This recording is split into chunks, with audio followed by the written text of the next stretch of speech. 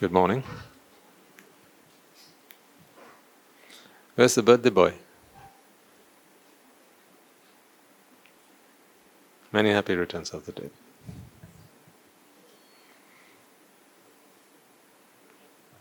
I'm informed that on his birthday he has chosen to bring his friends to the Gateway to meet the Dharmishta Rajagiriyans. How wonderful! Don't you think so? What a better treat. What better a treat can someone give to his friends? Incredible.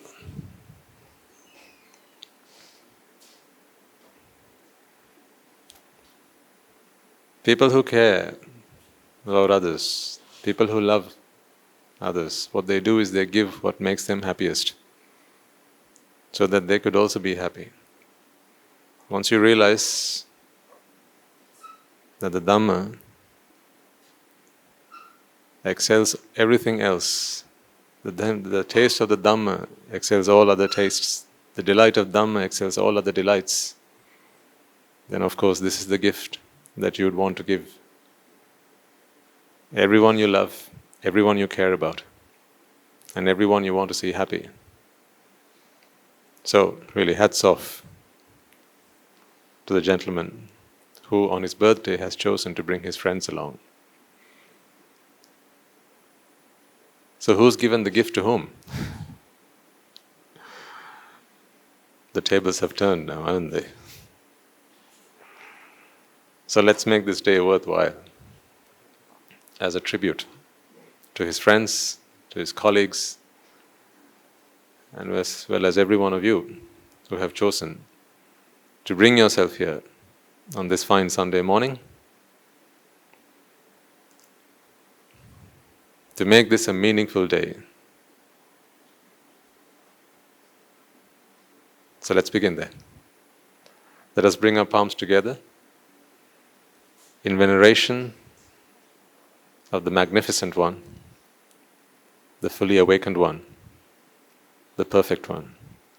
He is our Master, He is our Teacher, He is our Guide.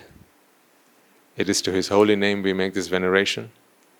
And as we do so, let us also remind ourselves that this is an opportunity for us to renew our pledge of allegiance to the Noble Triple Gem, our only refuge from here on till the end of samsara, the path to ultimate bliss. Namo tassa bhagavato arahato samma sambuddhassa. Namo tassa bhagavato arahato samma sambuddhassa. Namo tassa bhagavato arahato samma sambuddhassa. If I got you to observe one additional precept from here on, would you promise to adhere to it? You're doing the difficult ones. Sura mere majpama, that one.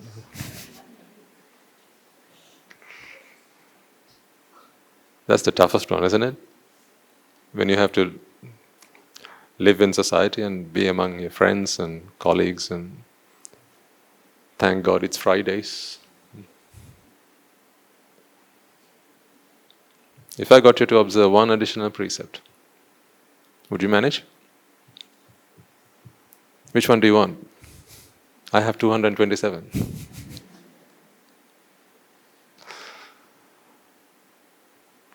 I promise you, it's not going to be tough. It's not going to be difficult.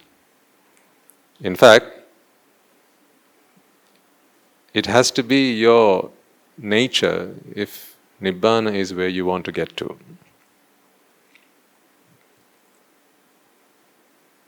This precept that I'm going to introduce to you, it has to be your nature. It has to be the way you are. It has to be. There's not a choice there. If Nibbāna is where you want to get to, then you have to be this way. No ifs, no buts. It has to be how you are. Because it is the fertile ground on which the seed of Nibbāna can take root and start to grow.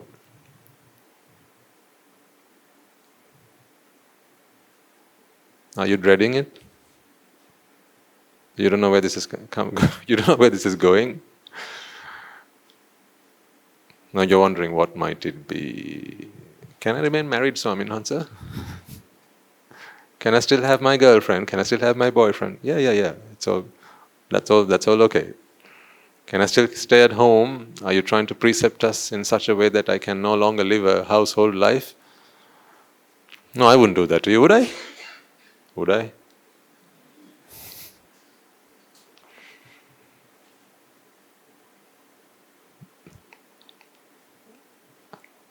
I'll give you the precept.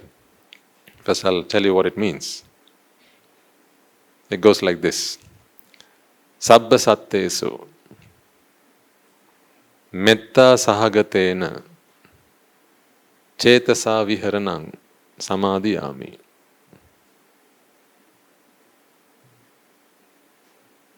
What do you think that means? Sabba sattesu,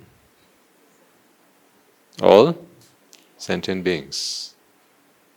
So two words, all sentient beings. Metta sahagatena cetasa viharanam. Or metta sahagatena cetasa. Cetasa is what? Cetana. Your volition, your intentions, your thoughts. Metta sahagatena. Meaning? To always have compassionate thoughts.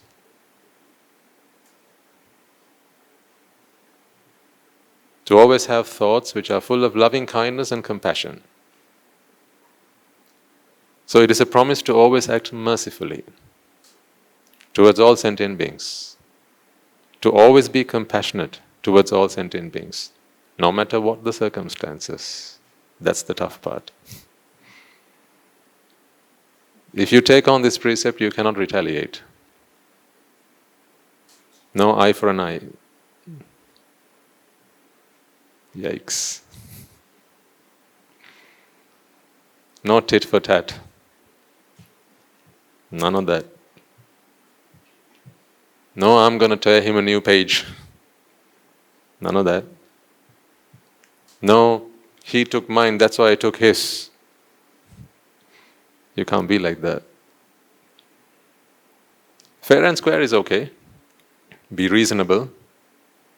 It's not going to get in the way of you doing business or in any kind of employment, whichever you're in. As long as you're fair and reasonable and just, it's all fine.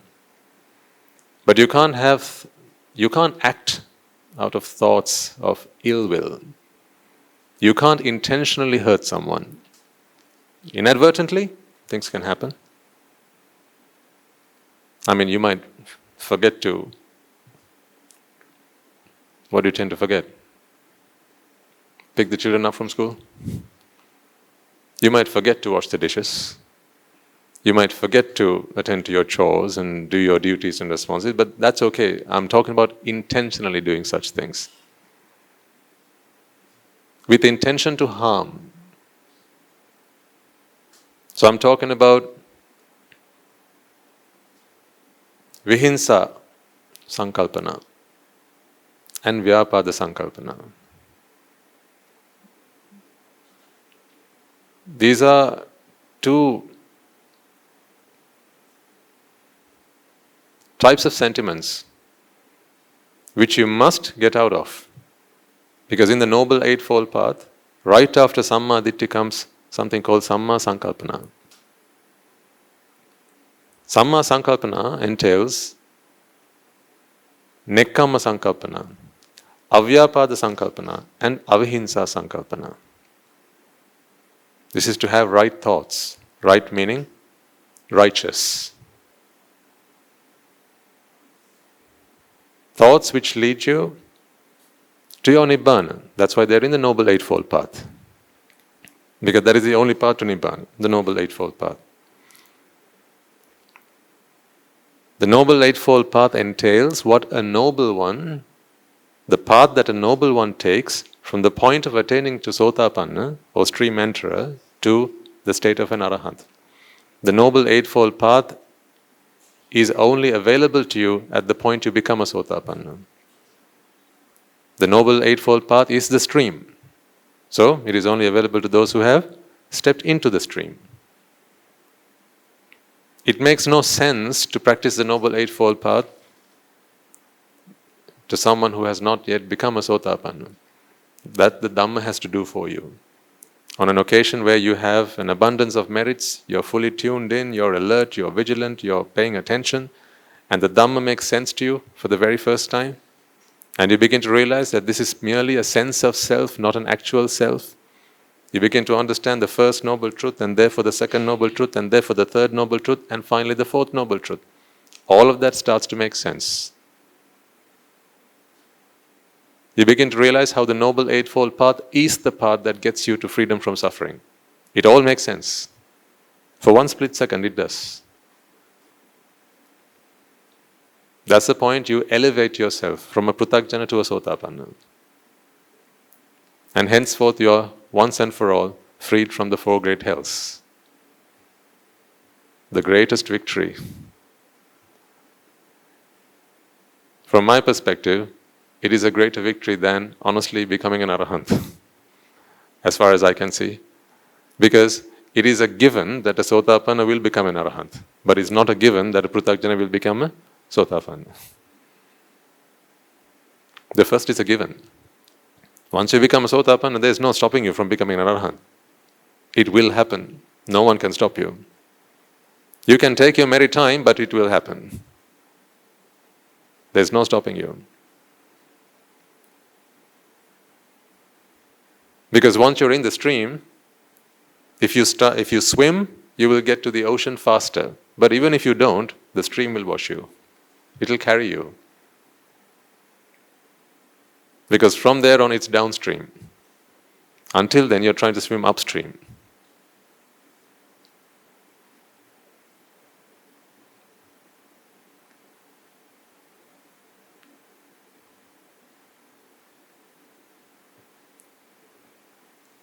So for one to become a Sotapanna, one of the first things you have to do is Sabba Papa Sakaranam. Sabba Papa Sakaranam is to abstain from unmeritorious deeds, deeds which you intentionally do to hurt others. You tell me, ladies and gentlemen, do you think without doing Sabba Papa Sakaranam can you do Kusala Upasampada?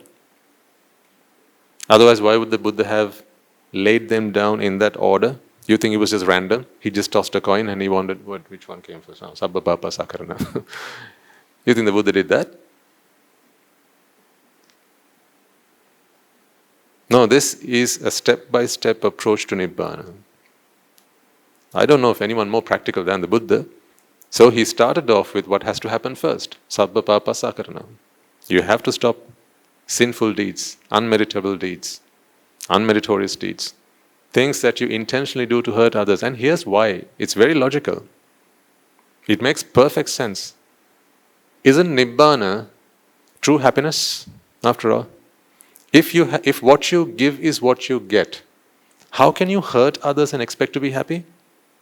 What sense does it make?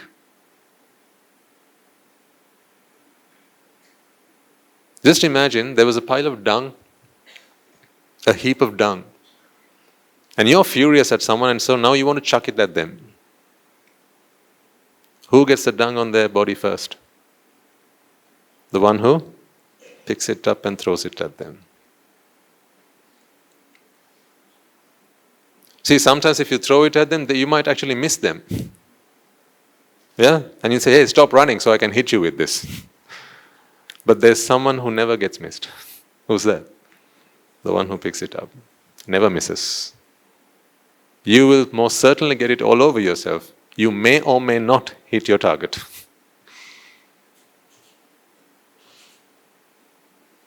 If you don't give happiness, there's no way you can get it.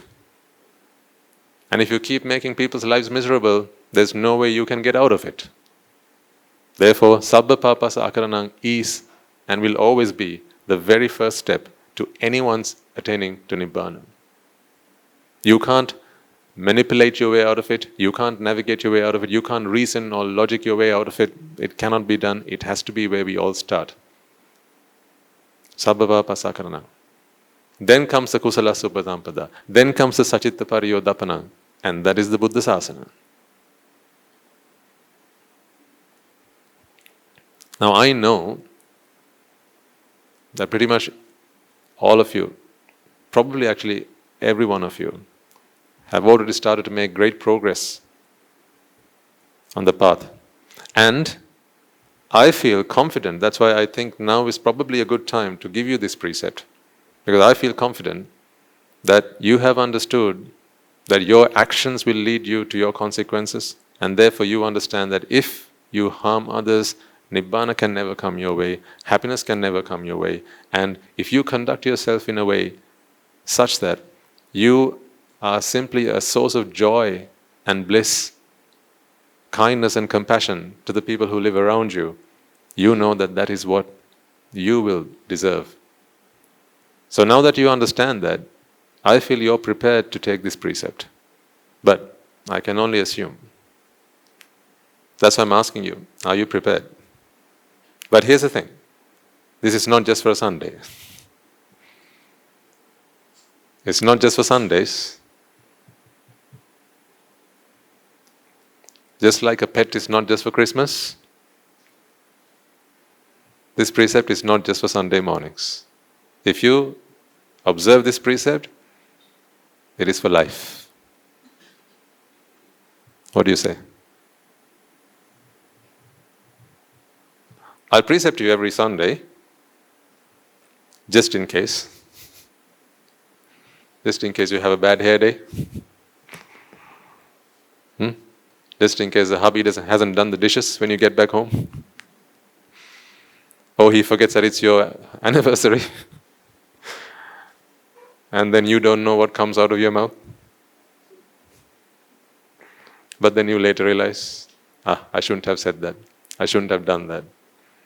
Happens to the best of us sometimes.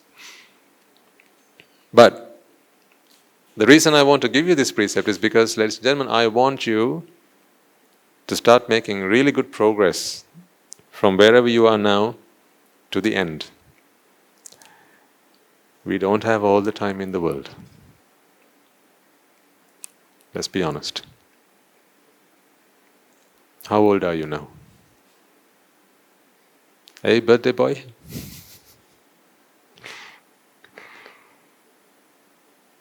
You know what sometimes we tend to forget? With every birthday we have moved a year closer to the inevitable. If people actually start thinking about it in those terms, they wouldn't celebrate it. So let's not. But here's what they would do. They'd come to a sermon on their birthday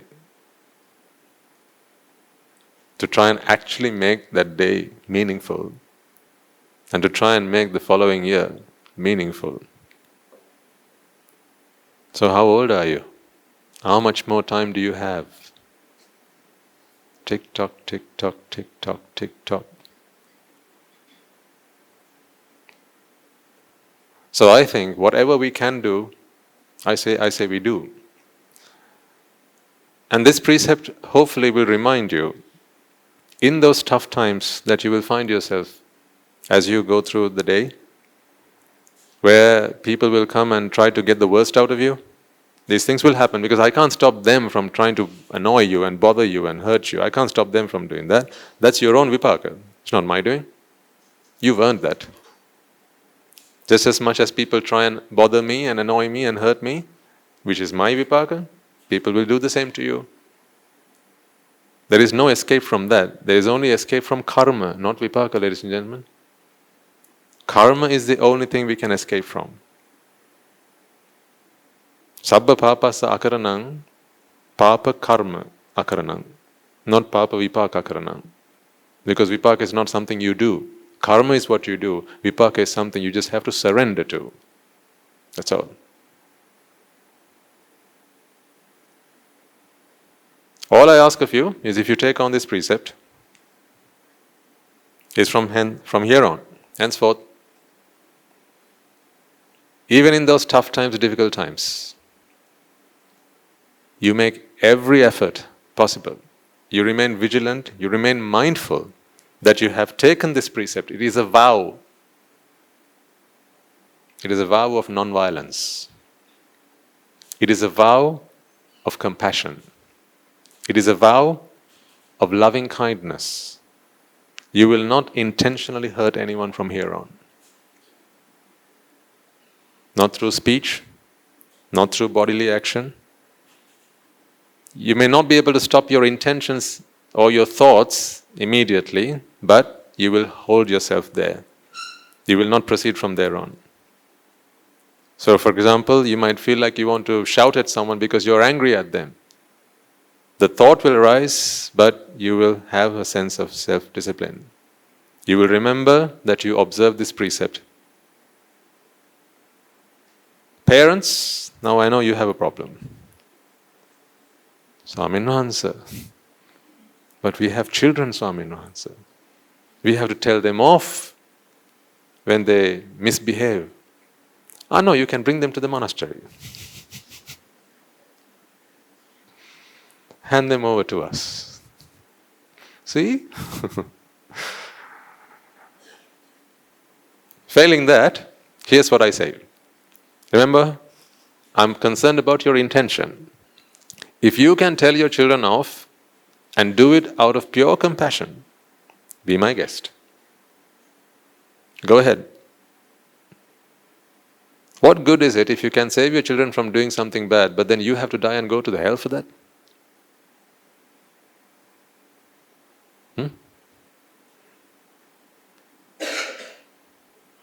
What good is that? If you have to punish your children because you believe that they have to be punished and they've done something wrong, and if you do it out of ill will, if you do it out of anger, who's going to have to pay the price?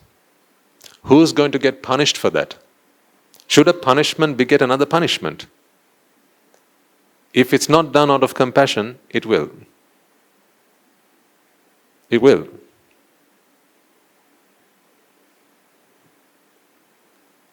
That's why the Buddha says, Nahi verena verani, sammanti da kutachana.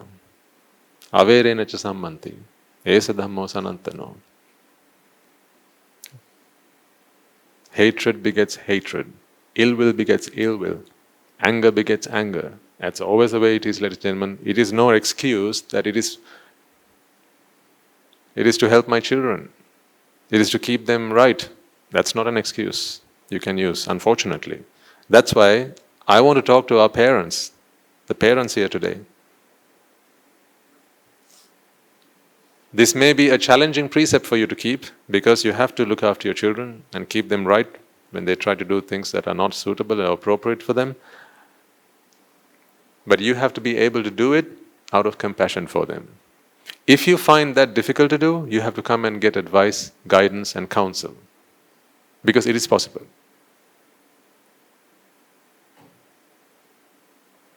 I can tell someone off without getting angry at them. Oh yeah, I can do that. Try me.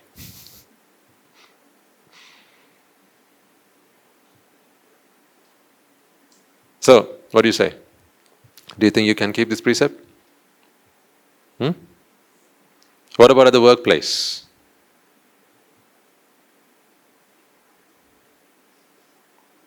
I'm getting you to consider the practical circumstances, right? Because otherwise you'll say, but you didn't read us the small print, Swami no answer. We signed it and then we realized in the small print. That's why I'm giving you the small print. So at the workplace, your subordinates, your colleagues, they've not done what you've asked them to do. They're late. They've not submitted the report on time. They've not done their job properly, and now you have to tell them off. Can you do it out of compassion? Can you? Yes? How do you do it out of compassion? Let me teach you how. Whenever you have to tell someone off, in other words, give some sort of, I don't know, punishment is not the word. if you have to reprimand them, which is still quite severe, admonish them, it's still bad, punish them. If you have to inflict some kind of punishment, here's what I always want you to think of, ladies and gentlemen. Ask yourselves, how is this going to help them? If you can't see a path that your action is going to help them, I suggest you use other means and other methods. Let's take an example. You have someone who works for you, they're always late. Okay? So they're supposed to be in the office by 8 o'clock. It's always 8:15 by the time they walk into the office. At least. Now you've observed them for a few days and you realize this is not going to work. So you have to now go and do something about it.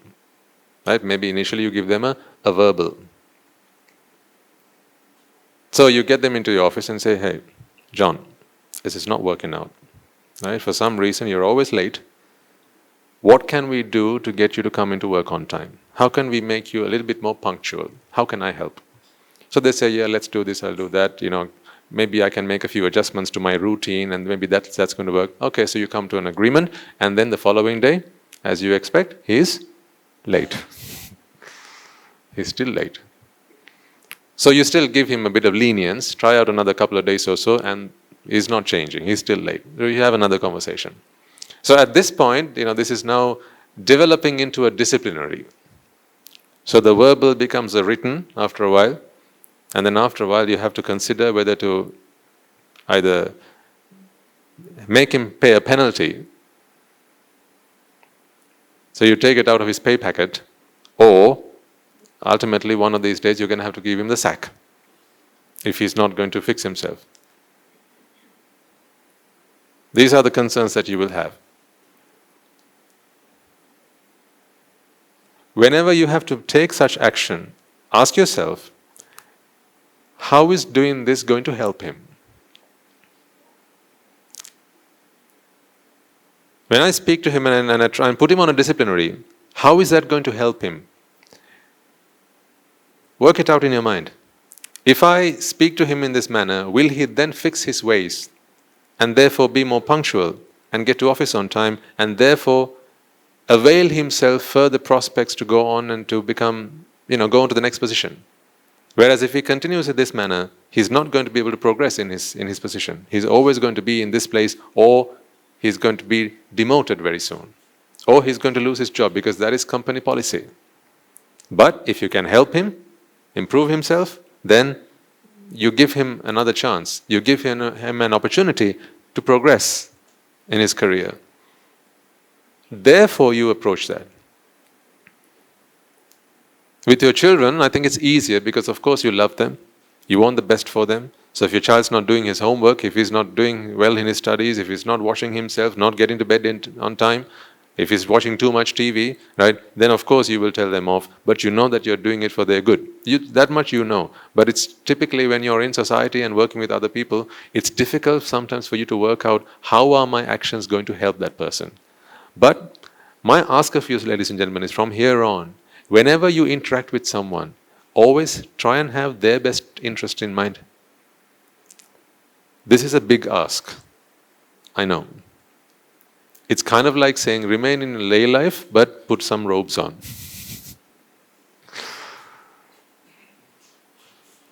I know, it's a bit like that. Because in lay life, this is incredibly difficult. Particularly for someone who has no understanding of the Dhamma, because you start vexing.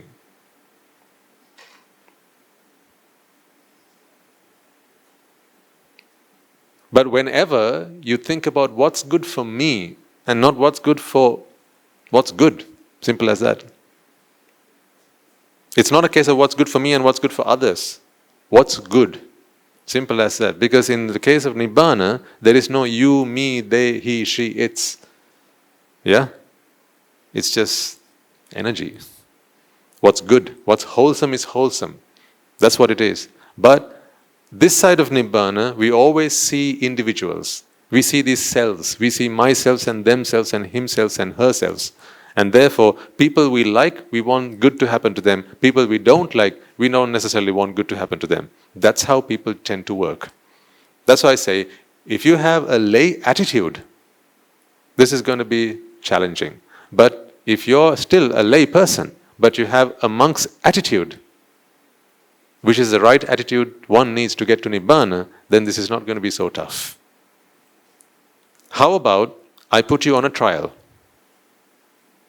I will give you, not on a trial in that sense, but we give you a trial period. Do you want to try it for next week? It's a free trial. I don't charge for this. This week, I'll precept you without charge. Next week, you have to bring a pirikara for it, okay?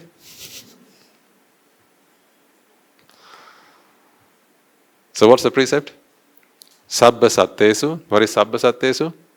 Sabba sattesu means people that I like, not those I don't like. Yes? No, it's sabba sattesu. Sabba meaning all. So from here on, you can't act favorably towards those who you like and unfavorably towards those you don't like, because they cannot be your likes and your don't likes. It'll happen, you will sense this, but this is a control that you can put in place to check your thoughts. It'll guard you. Dhammo have rakkati dhammachari. If you take on this precept, ladies and gentlemen, you will always have, these will be like your guardrails that will keep you on track. Whenever you veer too close to the edge, you will realize, whoa, I'm getting too far to the edge. Next step, I'm going to fall off the track. Because now I have bad thoughts, I have ill will, I have a grudge. This is someone I don't like, so am I being biased towards them? Or against them? You will have such thoughts in your mind. So every word that comes out of your mouth from here on, you must think, what good does it do to the person who receives it? Therefore, from here on, you can't raise your voice unless it is done with good intent. So that's the caveat. I'll give you that. If it's done with good intent, that's fine. But who knows whether your intent is good or not? Who knows that? Yes, only you will know. Therefore, you could always come and lie to me. Swamin Wahanse, last week, I was as good as a saint. I had to shout at the people, but it was all done with good intention, I tell you, I promise. That's another lie.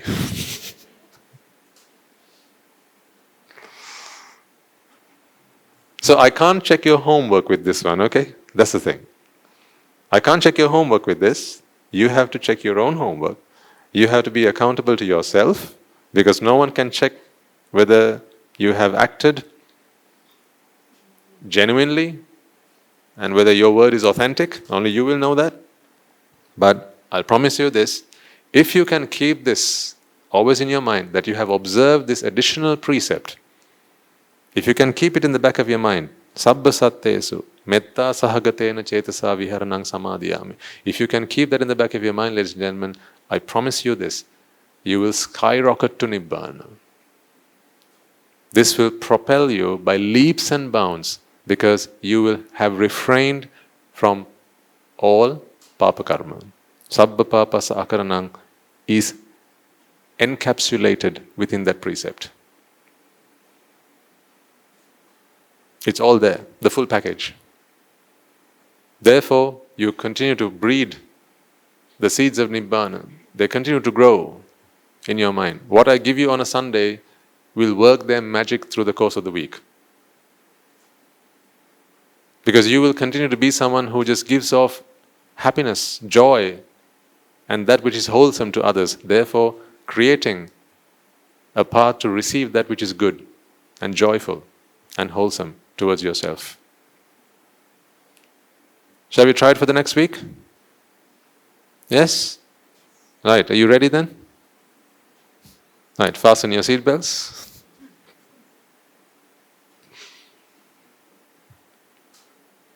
Right, I'm ready if you are then. Okay, here we go. Here goes nothing.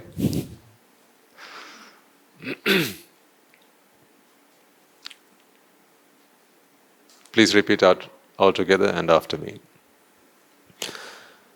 Sabba sattesu metta sahagatena cetasa viharanang samadhiyami dutiyampi sabba sattesu metta sahagatena cetasa viharanang samadhiyami tatiyampi sabba sattesu metta sahagatena cetasa viharanang samadhiyami. Right, there we go. Excellent.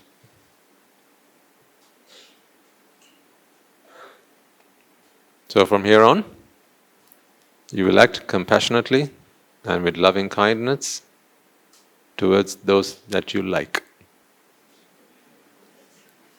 You don't need a precept for that, do you? Towards all sentient beings. Right? So I'll be sending a few people around to your home. You bring me your phone book. I'll ring a few people and ask them to pay a visit.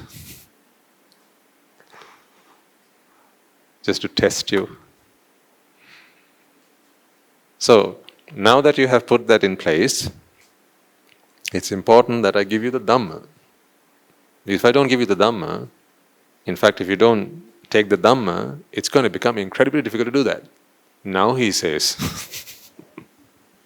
Swaminathan, you should have said that first, before we observe the precept. So this is why we need the dhamma. Otherwise, what's the point of dhamma? If it's not to become a better person, if it's not to become a better human being, someone who can exude loving kindness and compassion to all sentient beings, regardless.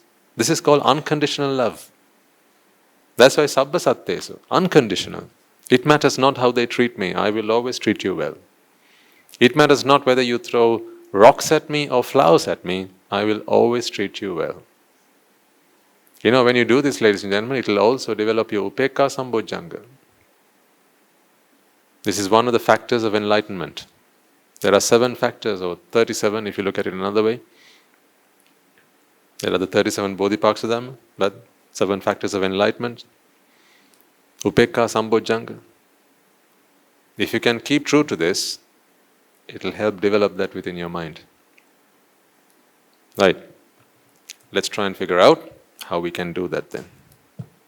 You see, the problem that we all have, and the reason that we cannot always act compassionately towards everyone, is simply because we vex. That's why. That's the simple reason. We vex. Because when you start to feel that vexation within you, do you all understand what I mean by vexation? Put your hand up if that word is unfamiliar to you. Vexation. Okay, everyone okay. I'll use the singular word here just so we're all on the same page. Pelima. Pīdāva. Right? Mānasika pelima, mānasika pīdāva. That is what I mean by a vexation. It's when you feel inside of you, it's tormenting, it's hurting, you're agonizing. And it's not a comfortable feeling. You just want to get out of it. It expands from everything, the whole spectrum, from fear to grief to sorrow to jealousy to a sense of desire. All of these are vexations, ladies and gentlemen. Put it all in one bag, you can label it vexation. You name it, it's all in there. Anything and everything that hurts you, mentally, if it hurts you, that's a vexation. Even if it's physical pain, but it hurts you emotionally, mentally, that's a vexation. These are all the phases, the multiple phases of vexation. It's a great demon with a lot of faces. So if you're scared of something, what? Say, spiders. Anyone? If you're scared of spiders, what is it called? Arachnophobia. I thought that was being scared of arak. But then I realized no one's really scared of arak, so it cannot be that. So if you're scared of spiders, when you see a spider, you know that sense of fear that you get, that fright, that frightful feeling, that's also a vexation, one face of it. There are those who are scared of the dark. There are those who are scared of small spaces, claustrophobia. All of these phobias, these are all vexations. When you're angry, that's also a vexation. You display anger because you can't contain that vexation within yourself. It's a pressure that you feel inside. When it starts building up, it continues to build up if you can't relieve yourself from it as quickly as possible. People don't like to be vexed. They don't like to remain vexed. If anything, they're always looking for ways out of vexation. This is the human condition. We all vex. That is a statement. For as long as you have ignorance and attachment within you, everyone vexes. It also includes the vexation of wanting to sense yourself as an individual. That is also a product of vexation. Each and every one of you in this room will perceive yourself as an individual. You know that you are an individual. That's why you have a name. That's why you identify yourself as a man or a woman. That's why you identify yourself as a son, a mother, a father, a daughter. These are all parts of your personality because there's a vexation within you that wants to feel that you are an entity. It is a product of your vexation. So do you see that this runs throughout our existence? Vexation is just everywhere. Everything we see around us was a product of an action that was done to relieve oneself of vexation. That is why we have the sun, the stars, the moons, and the planets, and everything. One day I will explain all that to you. But for the time being, I just want you to understand that this whole world is a creation of man's vexation. When the mind wants something, it goes into a state of vexation because it desires it. When it wants something, it wants to acquire it. Whatever that object might be, it could sometimes be a physical object. It can sometimes be a non-physical object. Sometimes it can just be an emotion. Have you not seen how people beg at another man's feet? It could be for money. It could be for respect. It could be for love. It could be anything. It could be for a job. This is how far people are willing to go.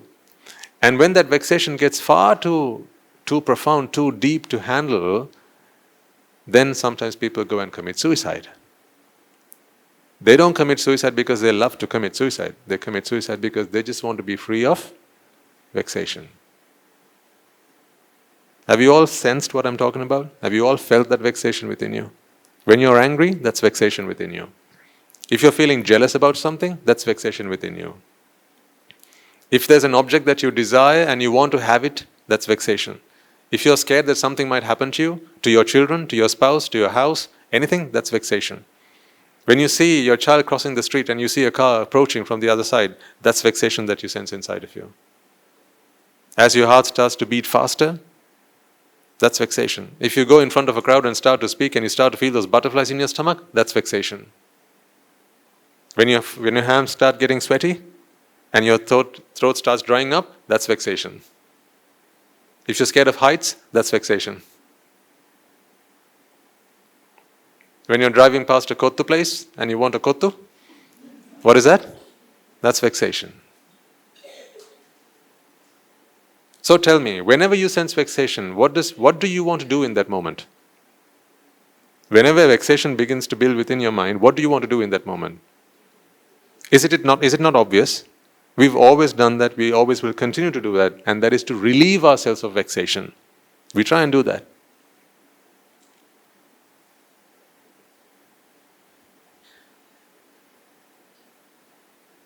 When you're lonely, what's that? When you're feeling lonely, what's that? That's vexation. That's why you ring a friend. That's why you ring someone. That's how you take your phone and go check your Facebook, your WhatsApp, whatever. That's because you're vexed. You check your Instagram because you're vexed. You post your pictures online so that other people might come and comment on them. So you go back and check what they have said about you. That's vexation. It runs deep, ladies and gentlemen, runs very deep. You are vexation on two legs. Simple as that. First of all, we have to accept what has happened to us, then we can come out of it. If we want to. Otherwise, we can remain there. But first, we have to understand the problem. Then we look for a solution, right? When your child's not doing so well in his studies, and he comes back and says, look at my exam results, not done very well, that's vexation. When you go, that's vexation. When you go, what? That's vexation. Then you go, no, that's vexation. All of that is vexation. Can you remember a day that you weren't vexed? One day you weren't vexed? What about when you're scared in your dreams? When you see nightmares? What's that? That's still vexation. So do you have to be awake for that? No. Because even when you're asleep, your mind's still working. You can switch off your body, but you can't switch off your mind. What about when you're in a coma? Oh my God, now that is vexation. You got to try it.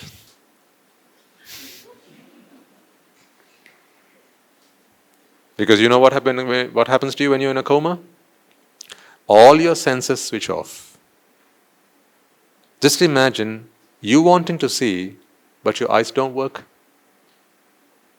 Just imagine going blind, just like that. Now imagine going blind and deaf at the same time. Now imagine going blind and deaf and then also losing your sense of smell, your sense of taste, your sense of touch, all that at once. Just imagine at the count of 3 if that were to happen to you. Ready? 1, 2. Just imagine. It's okay to go blind if you didn't want to see. But you wanting to see and then going blind, that's hell on earth, isn't it? That's vexation.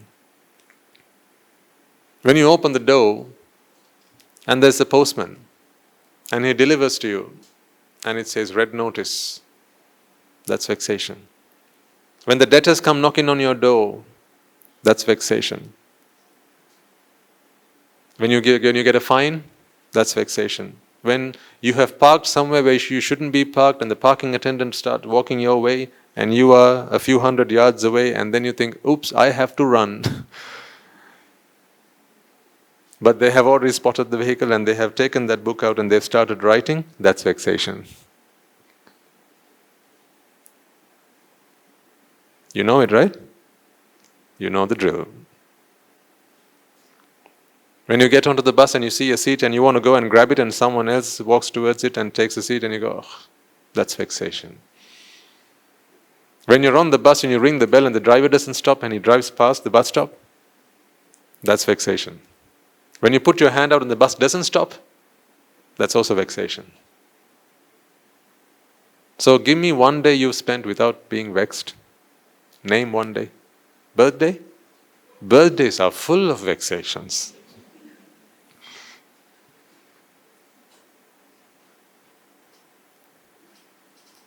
Because you know what? On that day you get gifts and they wrap them up for maximum effect. How so? Because when you get a gift wrapped up, you don't know what's in it. So therefore what happens to you? You vex. Curiosity. What is that?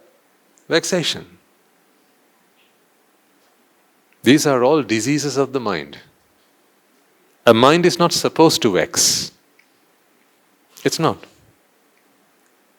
A pure mind does not vex, ladies and gentlemen. An arahant can come to know, but he doesn't want to know.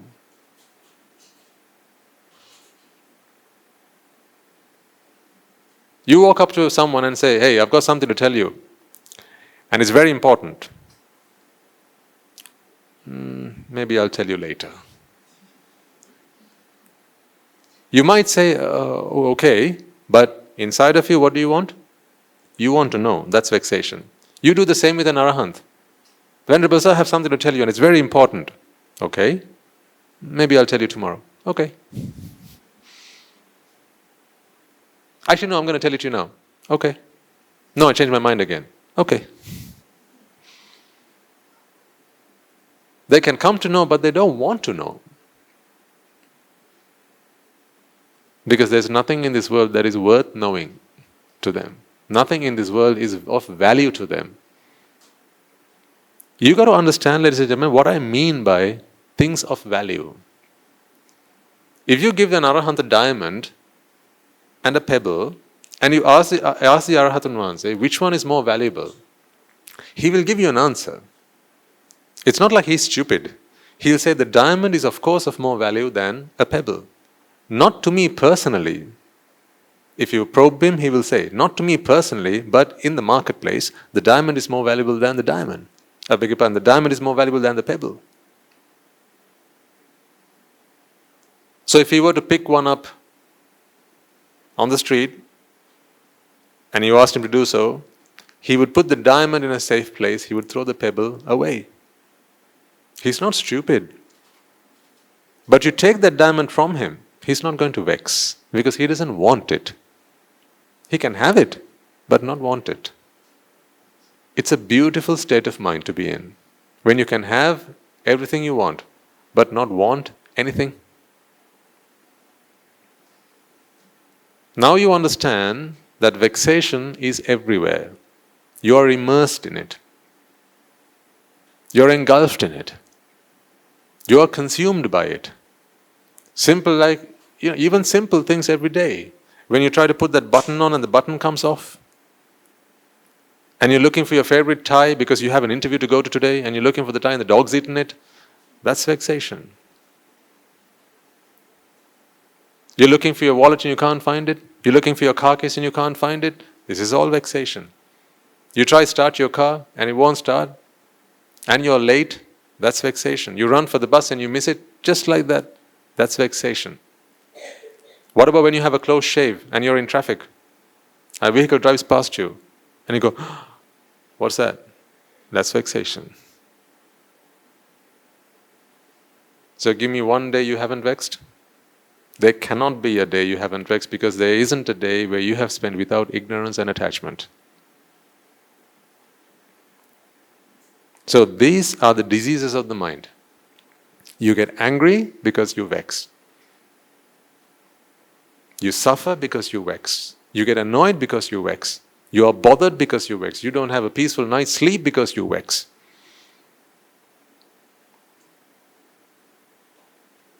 So what do you think we should do then? What do you think is the most important thing for us to do? Here's what people tend to do. They vex. The Dhamma teaches you that there are causes that lead to vexation. Okay? And those causes are ignorance, that's the root cause. Attachment, which is the immediate cause. Because of ignorance you have attachment. These two things work on the mind. So an ignorant mind performs the function of attachment. As a result of that, vexation happens. Here's what people tend to do. Once they are vexed, they go on to relieve themselves from vexation. So they do something to relieve themselves of vexation. When they relieve themselves of vexation, you have something called pleasure. That's an experience of relief from vexation. This is a vicious cycle. And here's why. This pleasure feeds this process. It's a positive reinforcement cycle. Every time you experience pleasure, the more ignorant you become. Why is that?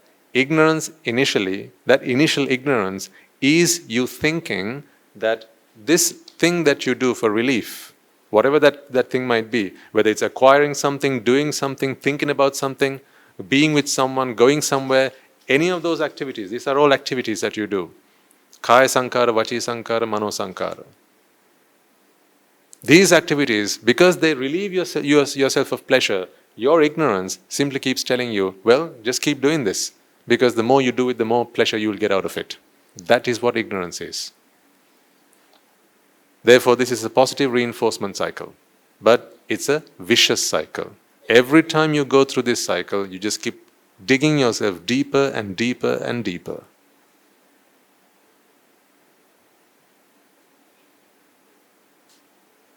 The Buddha's technique is slightly different. He says, don't look this way, look the other way. What the Buddha says is, if you're experiencing vexation, don't look for answers this way, look for answers that way. Go back to your roots.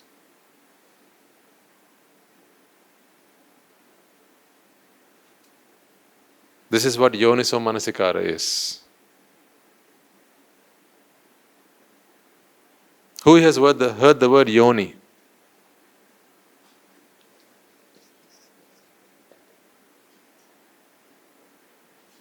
It means birthplace. If you studied biology, the birth canal is called yoni. Yoniso manasikara is to contemplate on how something's born. Go back to how something's born and address it there. Because if you go to the roots and address it there, then you stop it once and for all. You can uproot it. Rather than going forward and simply taking temporary measures which lead you nowhere. Because every time you go through this cycle, ladies and gentlemen, you keep adding on to the ignorance, and the more ignorance you have, the more attachment there is. The more attachment there is, the more vexation there is. The more vexation there is, the more relief that you're going to have to do, and the more relief there is, the more pleasure you feel, and so the cycle continues. Never ending. Now you tell me, having understood this, if you have understood this, just tell me, how come you are not happy with what you have today, tomorrow? Does that not make sense now? Let's say today you eat string hoppers. Your favorite food, string hoppers. Today you have it. Now you have a vexation for string hoppers. Mother makes string hoppers. You make string hoppers. You buy string hoppers. You eat string hoppers, and now therefore you have relieved yourself of that vexation. Of course, you sense pleasure. As you eat it, you sense pleasure. When you sense pleasure, it feeds the ignorance. And the more ignorant you are, the more attached you become. So next time round you go to eat it, you can't be happy with what you have. Now you can't just have string hoppers. It has to be colored string hoppers. It has to be some other flavored string hoppers. It has to be imported string hoppers. It has to be something more than just string hoppers. This is where the world keeps on developing.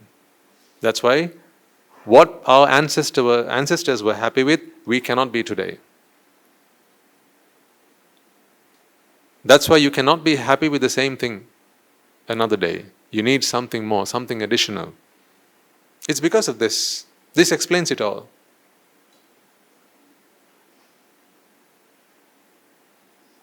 You can't keep watching the same film over and over again. Because here's what happens. When you're vexed about watching something and you want to watch it and the vexation is relieved. But, of course, you experience pleasure, and that pleasure goes on to feed even more ignorance. Now you want to see more. You want to hear more. You want to taste more, smell more, touch more, do more. It just keeps on digging.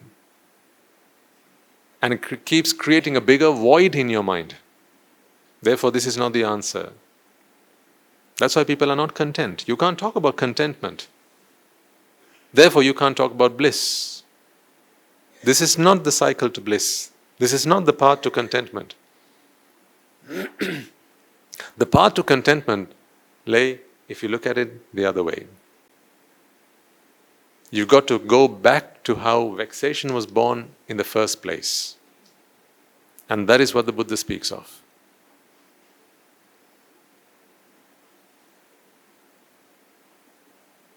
Now you understand what vexation is.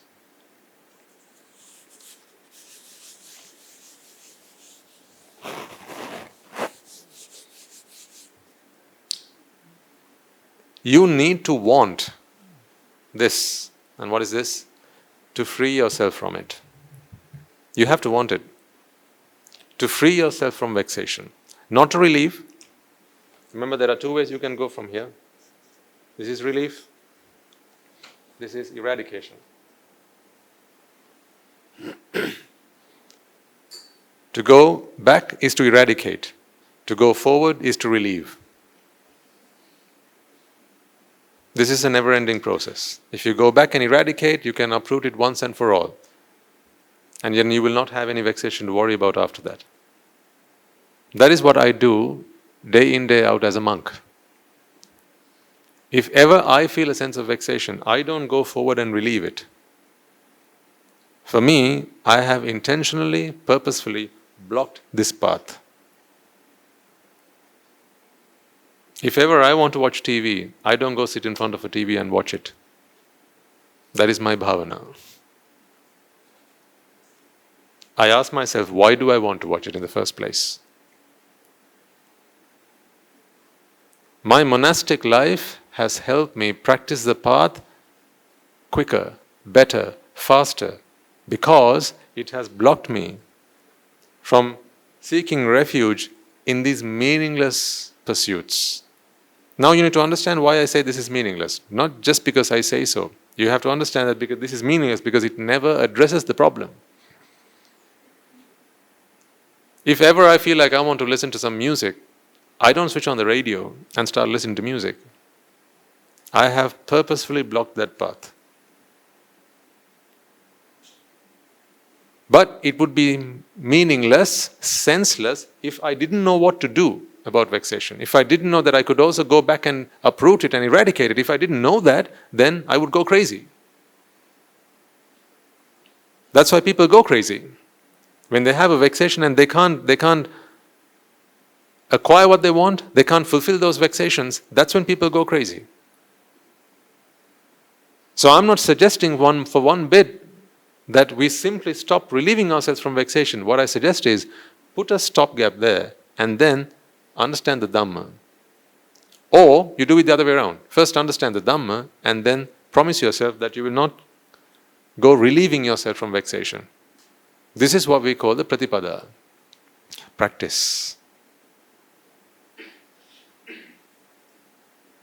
Understanding the Dhamma is one, ladies and gentlemen, but practicing the Dhamma is another. To understand the Dhamma, you can just read the Tripitaka. It does not require willpower. It does not require right effort. Someone had asked me about the Noble Eightfold Path. Now you need to understand where the Noble Eightfold Path, what role the Noble Eightfold Path has to play in this. Right effort. What effort do you think this is? Whenever you're vexed, you go and relieve yourself from vexation. You think that's right effort? That's wrong effort. Miccha vayama. Every time you do this, you take a step away from Nibbana. I'm sorry to say. Every time you relieve yourself from vexation, you take a step away from Nibbana, because every time you do that, you sense pleasure, and that keeps feeding this cycle. This is the cycle that keeps you trapped in samsara.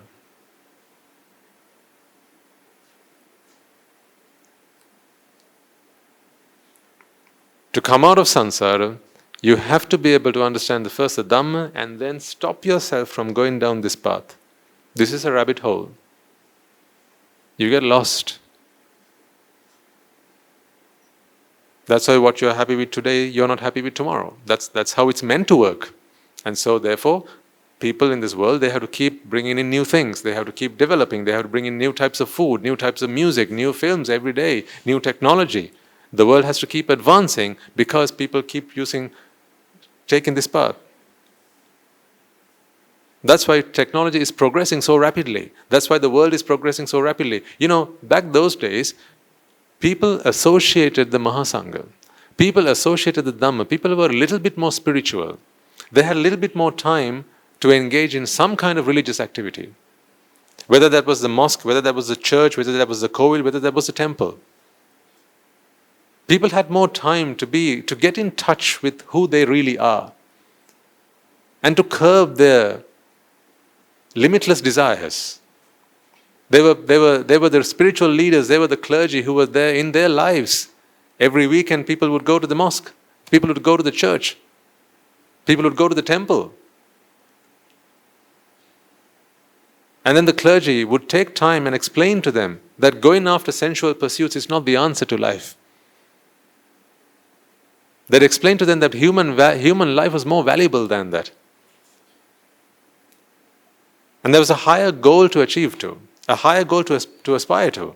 And so therefore, people didn't always use this path.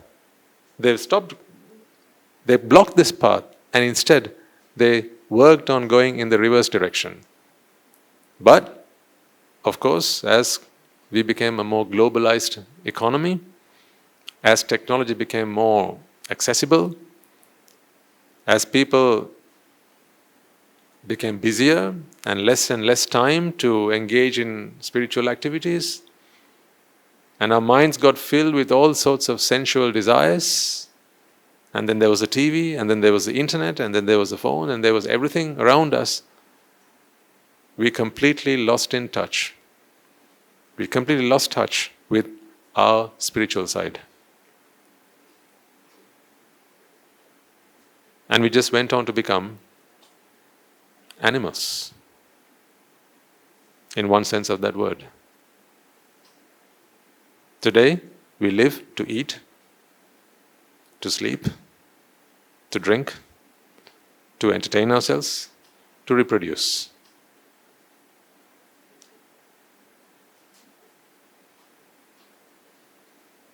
Don't you think that is true for most people?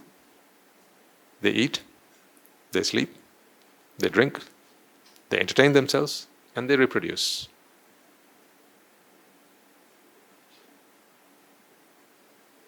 That is what human life has now come down to. Or they study, they educate themselves so that they can do the aforementioned things better. Because then they can earn some money, that allowing them to eat better, to sleep better. Initially you had a single layer mattress, now you can have a double layered mattress. Why? You study, you earn more money, therefore you can sleep better. First you had white rice, now you have yellow rice. Then you have fried rice. See? That's why people study. That's why they learn, so they can earn more money, so therefore they can live better, eat better, sleep better, drink better, and entertain better, and God knows, reproduce better.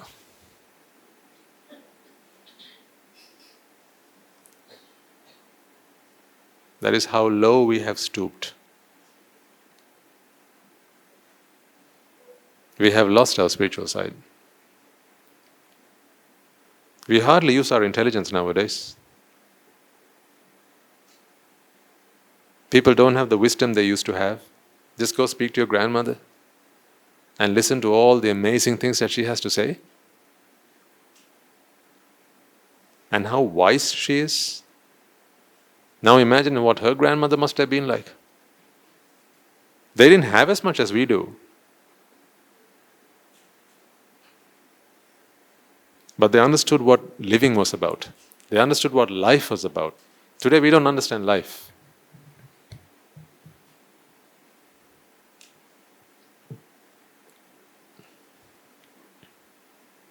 So when people have insatiable appetites, now by hook or by crook they have to acquire it.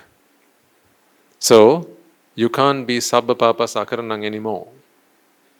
Because if you have to acquire whatever you want, then you will either get it by using lawful, righteous means, and if you can't get it that way, you remember you're vexing inside.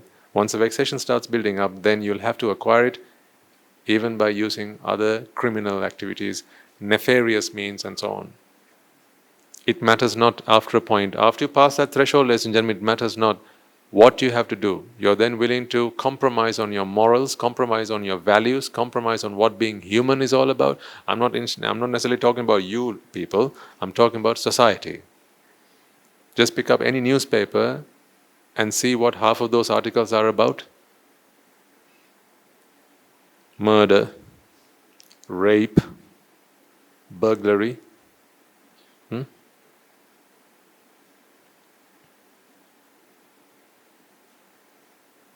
I mean, just think about rape. What a meaningless endeavor that is. You've gained nothing out of it. But that's what happens to a man, or a woman for that matter, when the mind begins to vex. And they think that the only path to relief from vexation is by going forward, which is to engage in activities that relieves oneself of that vexation. Now they have to do kaya karma, vachi karma, mano karma. So first they might go and ask nicely, shall we? And if they say no, well, I don't care. What I want, I will somehow have. Of course, that is true. When the mind wants something, it will somehow have it.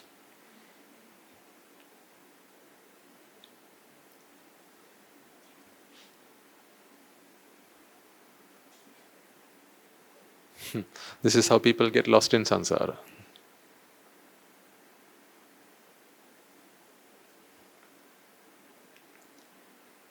It's time we dug ourselves back out of this rabbit hole, ladies and gentlemen, and actually start going back to the roots and see what happens there. So what is the truth then? The truth is this. Whenever you sense pleasure, this pleasure is only sensed as an experience which is a relief of the vexation that you had. Pleasure is not something that you can be given. Pleasure is not a positive thing. It's not a nice thing to have. It's not bliss, it's not enjoyable. Pleasure is merely relief from vexation. You cannot have a gain if there is no pain. Whenever you sense fear and someone reassures you, no, it's fine, don't worry about it. I'll watch your back, you'll be fine. I'll give it to you, don't worry. And then you feel a sense of relief. That is simply, when you experience pleasure, that is what it is. It is simply relief from vexation. When the eye wants to see something and you open your eyes and you look at it, it's not the object that gives you a sense of pleasure. It's purely that relief of that wanting, that yearning, that longing that you had. When you are relieved from that, that is what you experience as pleasure. But how foolish we are to think that it was the object that gave you that sense of pleasure. And then thinking that it was in the object, once again, you become ignorant.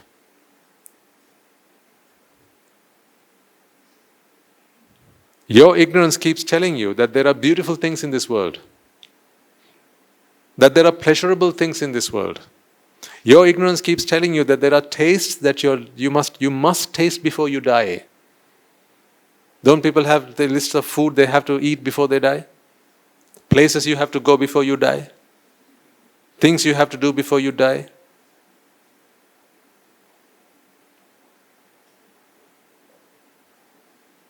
And why do you think they have these long lists? They have these shopping lists because they think that that object, that experience has pleasure waiting for them to go and get it from it.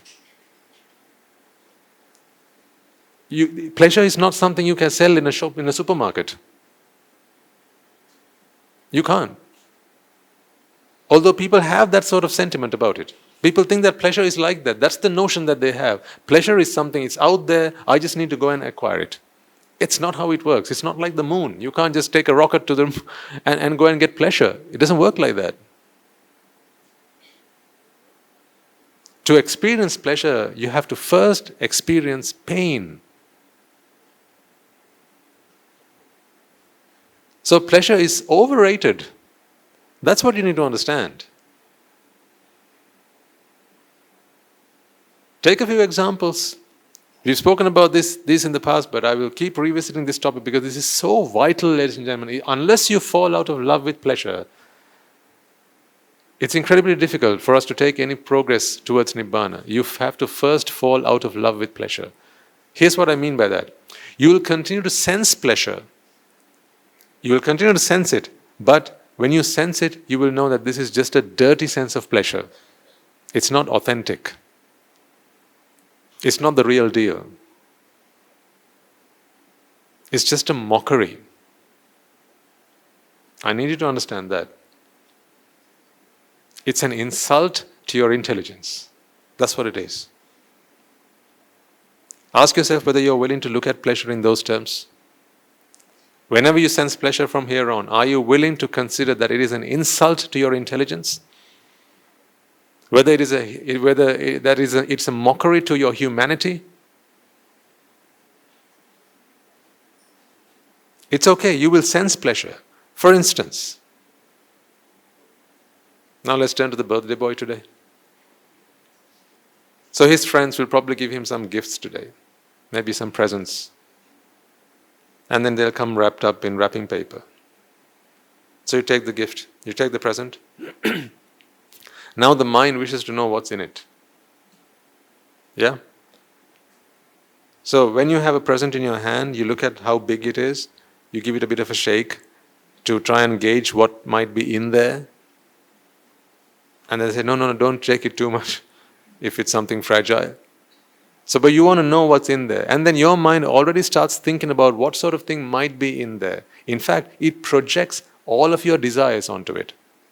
So now you think it could be an iPhone, it could be a watch, it could be some item of jewelry, maybe something expensive. You start thinking, all these things go through your mind. Now you have projected those things onto this box. And you think now pleasure awaits. All I have to do is open this and the pleasure waits is awaiting. There's pleasure in there that I can get at.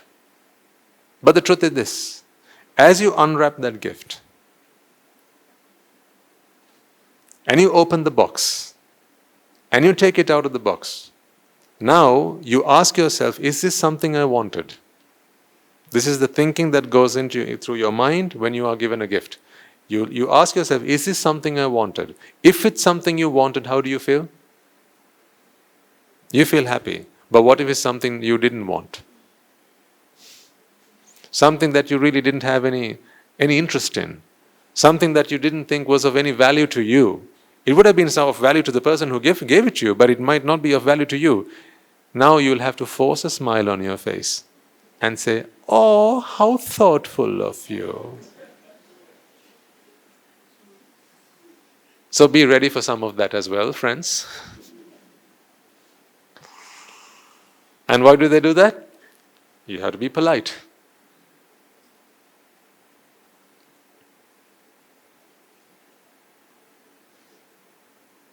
But then after they leave, what do you do on New Year's Day when people bring you sweets and so on? They bring you on a plate, right? Aurdu. The kaung and the cookies and all that. That before you know it, it's back where it started, right? As the guests keep going from house to house and they visit, and then you are back with the same alua. You made it.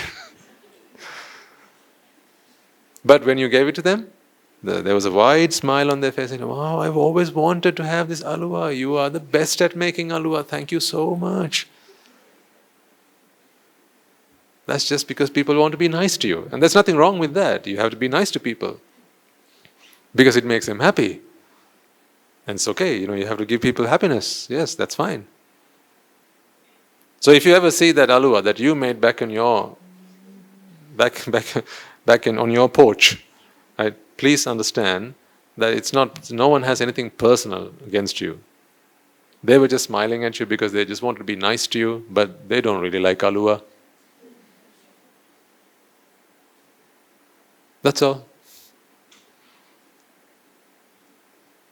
Because they didn't want alua. Therefore they didn't experience pleasure when they saw alua. So therefore they didn't want that. But perhaps if you had given them asmi, they might have kept it.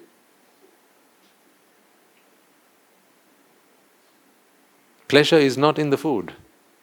Pleasure is not in a sight, it's not in the sound, it's not in taste, it's not in smell, it's not in touch. Pleasure is not in any of these things.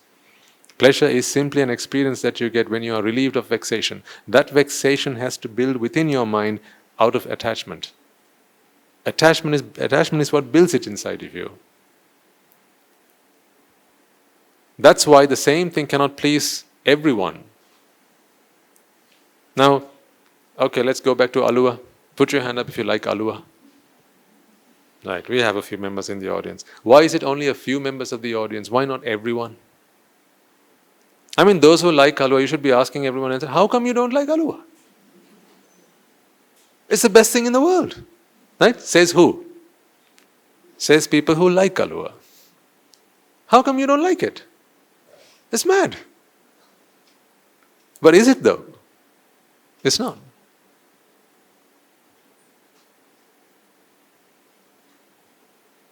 That's because pleasure is not in alua.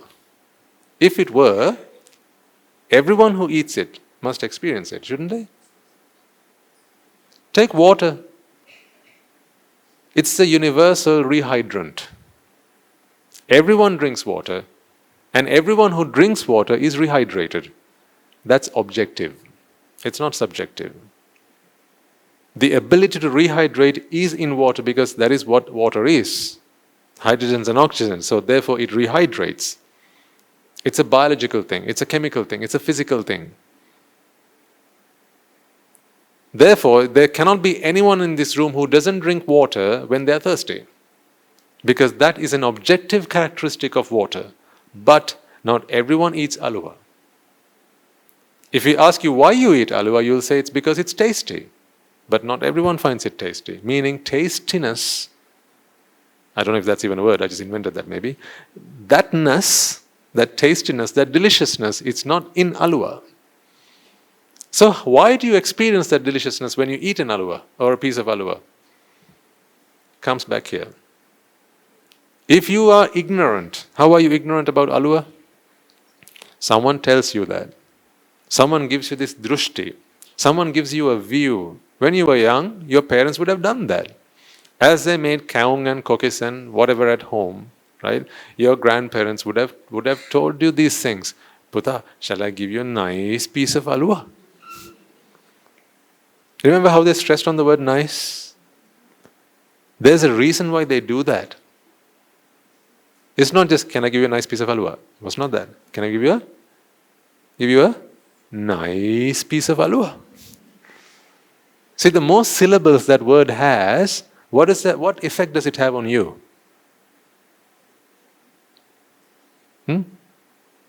It amplifies, doesn't it? This view, it must be really nice if it is nice piece of alua. That's what, words have this effect on you. It does. Because we always are drushtified. Where do these words come from?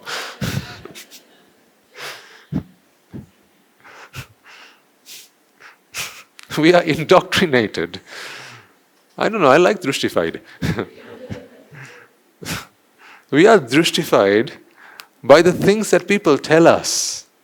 There are two sense organs that we use for these drushtis to come into our minds. One is our eyes and the other is our ears. These are the only two ways in which we can take on this drushti, these views. When someone gives you a thumbs up, what does that tell you? Well, of course, first you need to know what a thumbs up means. Right? So if the first time in the world you saw that, you didn't make any sense to you at all. But someone said, this means good. Right? So now this was a substitute for good. It was a symbol for goodness. So whenever someone did that, then that's it. They didn't have to say that it was good after that. This represented good. That's why on social media you have thumbs up. Because it was supposed to represent good, nice. It's a feeling that you have. So that's one way in which you are indoctrinated, and the other is through your ears. When you watch adverts, right, and they want to promote something, maybe a chocolate, right, or a biscuit. As you see people, the actors or the actresses, they're eating this food. What do they always have on their face? $1 million smile. It's the smile that sells it. Can you taste the biscuit on TV? Why do you buy it then?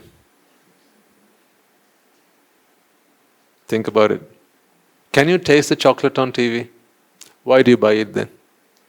Because the smile says it all. You think that smile must be genuine. You know what they do on TV?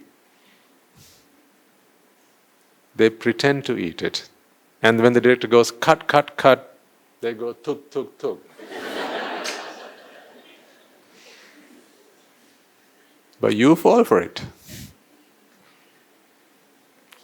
You think they can eat all these things and maintain such slim figures?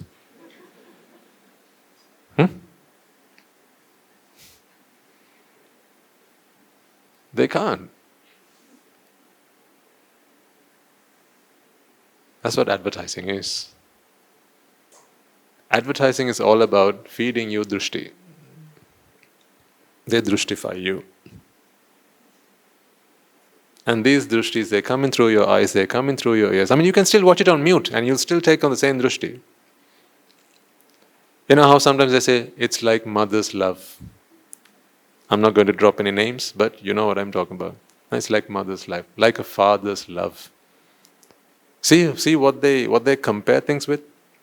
They'll say a bottle of milk is like mother's love. I mean, where did that milk come from? The cow. So what does that make your mother?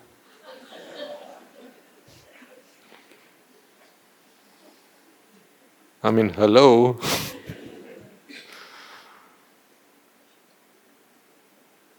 What does that make you then? I mean, no wonder you fall for that. That makes sense now.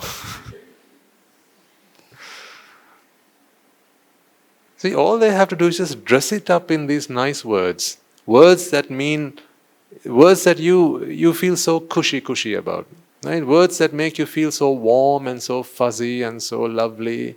Right? As long as they keep dressing these things up in those nice, soft and warm words, you fall for it. That's why I ask you, why do they sit a half-naked woman on a motorbike? If the motorbike is what they want to sell, what's it got to do with the half-naked woman? Do you buy one and get one of those free? Then you have to wonder which one you have to buy to get the other free. All of this is to do with drushti. I mean, on a serious note, it's no laughing matter.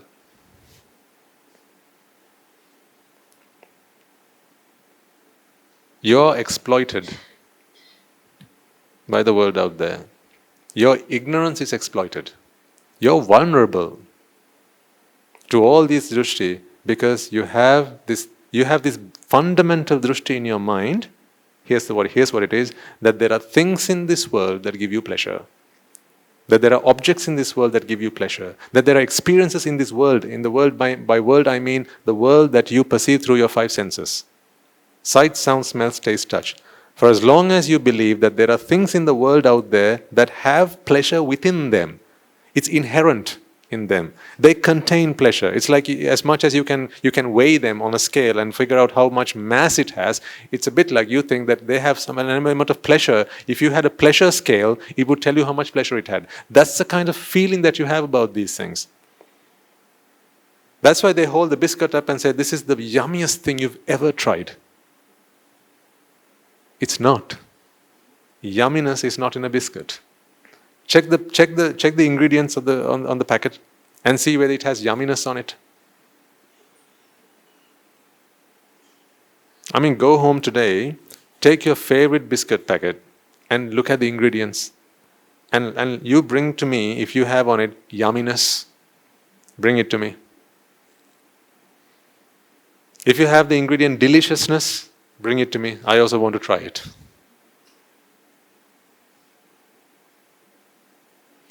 Here's what it'll have. It'll have flour. It'll have sugar. It'll have flavorings. It'll have colors, permitted colors and so on. It'll have preservatives. That's what it'll have. It'll not have deliciousness. But when you bought it, you imagined that deliciousness was actually in the packet, right? That's how you like chocolate cream biscuit. That's how you like strawberry flavored this, vanilla flavored that. You experience pleasure, yes, but that pleasure is not something that is in the object. It's a pleasure that you experience purely because you relieve yourself from vexation. What is vexation? It's yearning for it, longing for it, needing it, hungry for it. Hungry for what? That pleasure itself. When someone gives you a drishti, that pleasure can be found in a piece of cake. Now your mind goes into a state of wanting that pleasure. So it thinks, having accepted that drishti, that pleasure exists in the cake. So therefore what you do is, you take that piece of cake and you dig yourself into it. All the while your mind's expecting pleasure to come out of it. And then as you eat it, now you're relieved of that vexation. The wanting that you had to taste that cake. And that's what you experience as deliciousness. I'm not talking about the taste of cake. I'm talking about the taste of deliciousness. They're two different things. Tasting the cake, everyone does. So if you feed an arahant a piece of cake, they would experience the same taste as you and I would. But the sense of deliciousness, that yumminess, that an arahant does not experience. Because they have eradicated vexation. Because they have eradicated vexation, now they no longer have a wanting for cake, for that taste, and therefore they need no longer to be relieved from that vexation. Because there is no need to relieve, there is no pleasure. Now that sometimes you might think that it sounds like a bad deal, right? And I'll speak on your behalf. You might say, Swaminatha, isn't that a bad deal? Because now that you're an arahant, you no longer get to experience pleasure. I mean, that's pretty bad. Would it not be nice if an arahant could experience pleasure? What do you think? Don't you think that the arahant has drawn the short end of the stick? Now he has no pleasure, having become an arahant. What do you think? You only say that because you will only say that for as long as, or rather, you will only say that if you don't understand what pleasure is in the first place. Pleasure is not this wonderful, amazing thing that is out there waiting for you to get. When your pressure builds up, reduction of that pressure is what you experience as pleasure. It's that reduction. Just imagine this for a second. Just think of it. If you were to take a piece of string and tie it around a finger, okay, and tie it really tightly. Okay, now you turn it a few rounds around your finger and you hold it really tightly, and then you let go ever so slightly. What do you experience? Relief. What's that feeling called? That's a relief. Relief of what? What did you induce as you tightened the string around your finger? That was pain, wasn't it? Or pressure. Pressure and pain was what you induced. But as you release that string, what do you experience now? Relief from that pain. That relief is what we think is pleasure. Do you think a piece of string can give you pleasure? No. So if you wanted more pleasure, what should you do? You can keep releasing a little bit. But then after a while, once the pain has completely been relieved, then there is no other way of giving pleasure other than tightening that string again. You have to tighten the string again and then try and relieve it again for you to experience that pleasure. We keep coming back to this point, folks. Pleasure can only be experienced if you have to go through pain and pressure first. There's no other way you can experience this. Now if I ask you all to stand up, you don't have to. If I ask you all to stand up and keep standing like that for the next hour, what's going to happen after about 10-15 minutes? It won't take that long for some. Your legs are going to start to hurt. Yeah? At that point, I give you a chance to sit down. When you sit, after having stood for a reasonably long period of time, what do you experience? Pleasure. You experience pleasure. What is it again? Relief from pain. Right? But after you sat down and you have been seated for a while, what do you want to do next? Stand up. Hold on a second. If sitting down is what brings you pleasure, why do you want to stand up now?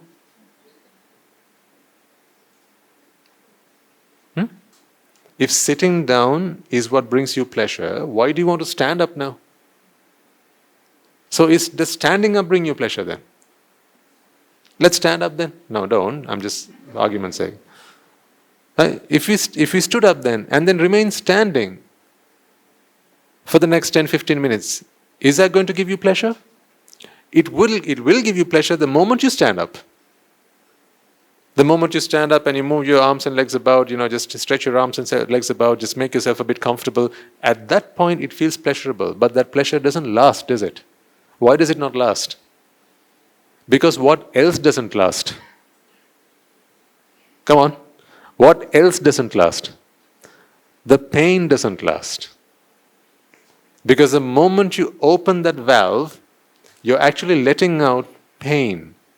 You're letting out that pressure, that built-up pressure is what you're letting out. As you let out that pressure, what you experience there is that relief from pressure, which is what you feel as pleasure. That's why you can never give someone pleasure. Here's what you can do. You can only give them pain. And then you have to let them work out and relieve themselves from that pain. That's the only thing you can do. That's why when you give someone a gift wrapped up in a wrapping paper, what you're actually doing is you're giving them pain, not pleasure. That's not a real gift. Because here's what you do. When you wrap it up, now you arouse within them curiosity. That's what you do. It's heartless, really. But it's fine. Carry on. Be heartless and carry on. Because when you give someone a wrapped up present, you arouse within them curiosity. Now they're curious. Who likes to remain curious for the rest of their life? No one does. Therefore, that's a sense of vexation. So what do they want to do now? Relieve themselves from vexation. So to relieve themselves from vexation, what must they do with that gift? Remove the wrapper. That's why you wrap it up and give it to them in the first place.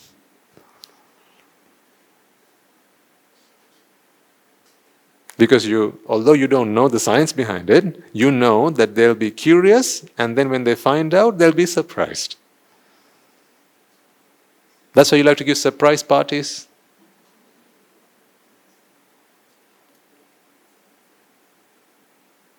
Because here's what happens when you give a surprise party. Now you might wonder, well, where's the vexation there? When you give someone a surprise, in that, we are talking about the mind, ladies and gentlemen, and the mind takes, in the time it takes me to do this, you have processed information at many trillions of terabytes in your brain, in your mind rather, not your brain, but in your mind.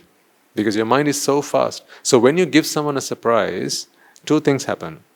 One, momentarily, you are presented with some information about the world, and you ask yourself, what is this I'm just seeing right now? What is it I'm just hearing right now? And you have to check with your memory, and you have to check with your likes, your preferences. Is this something I like?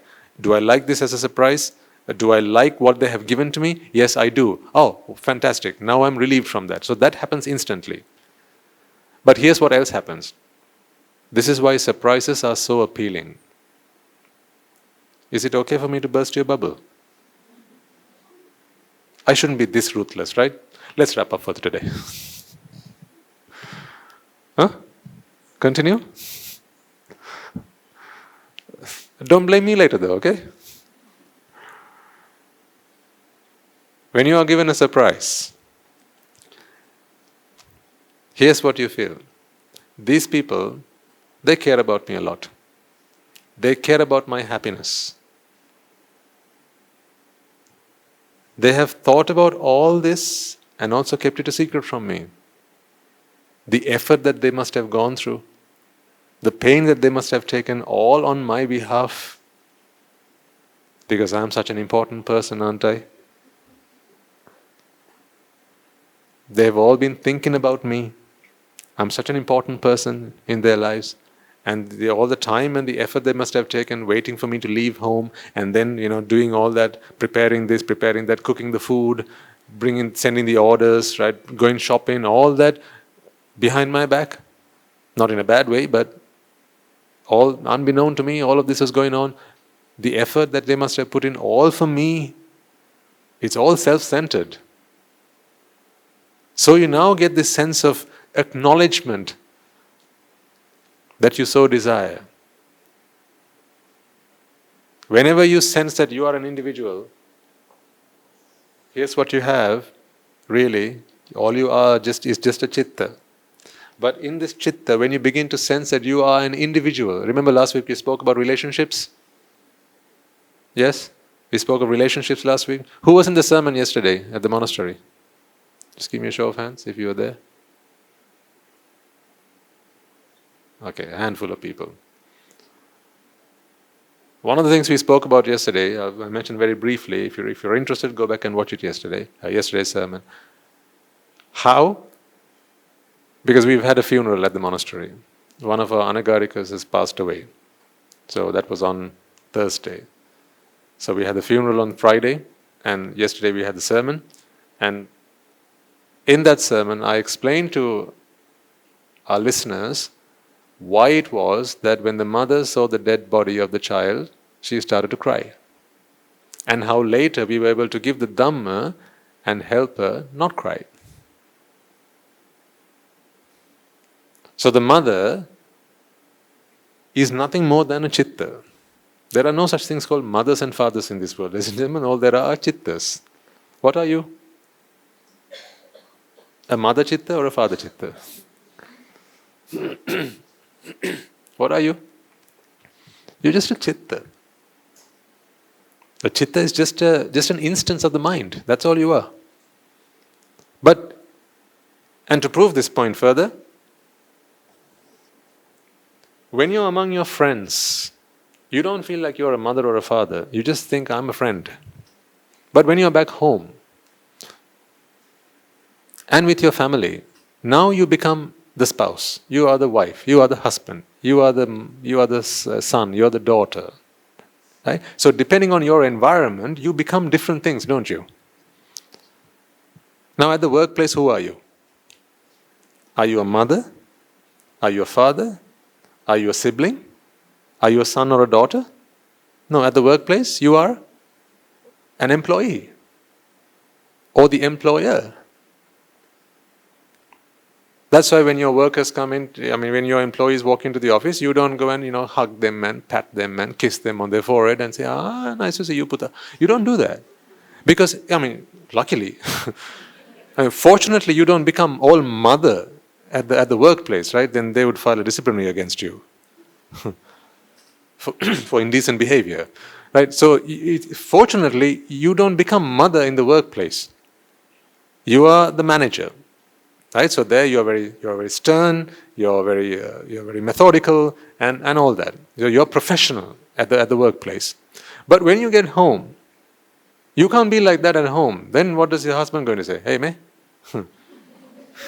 don't be all professional on me, okay? I'm your husband. They'll remind you who you are. What does that tell you, ladies and gentlemen? In each chitta, you have to create a different personality. So who has a split personality? I'll tell you what condition you have.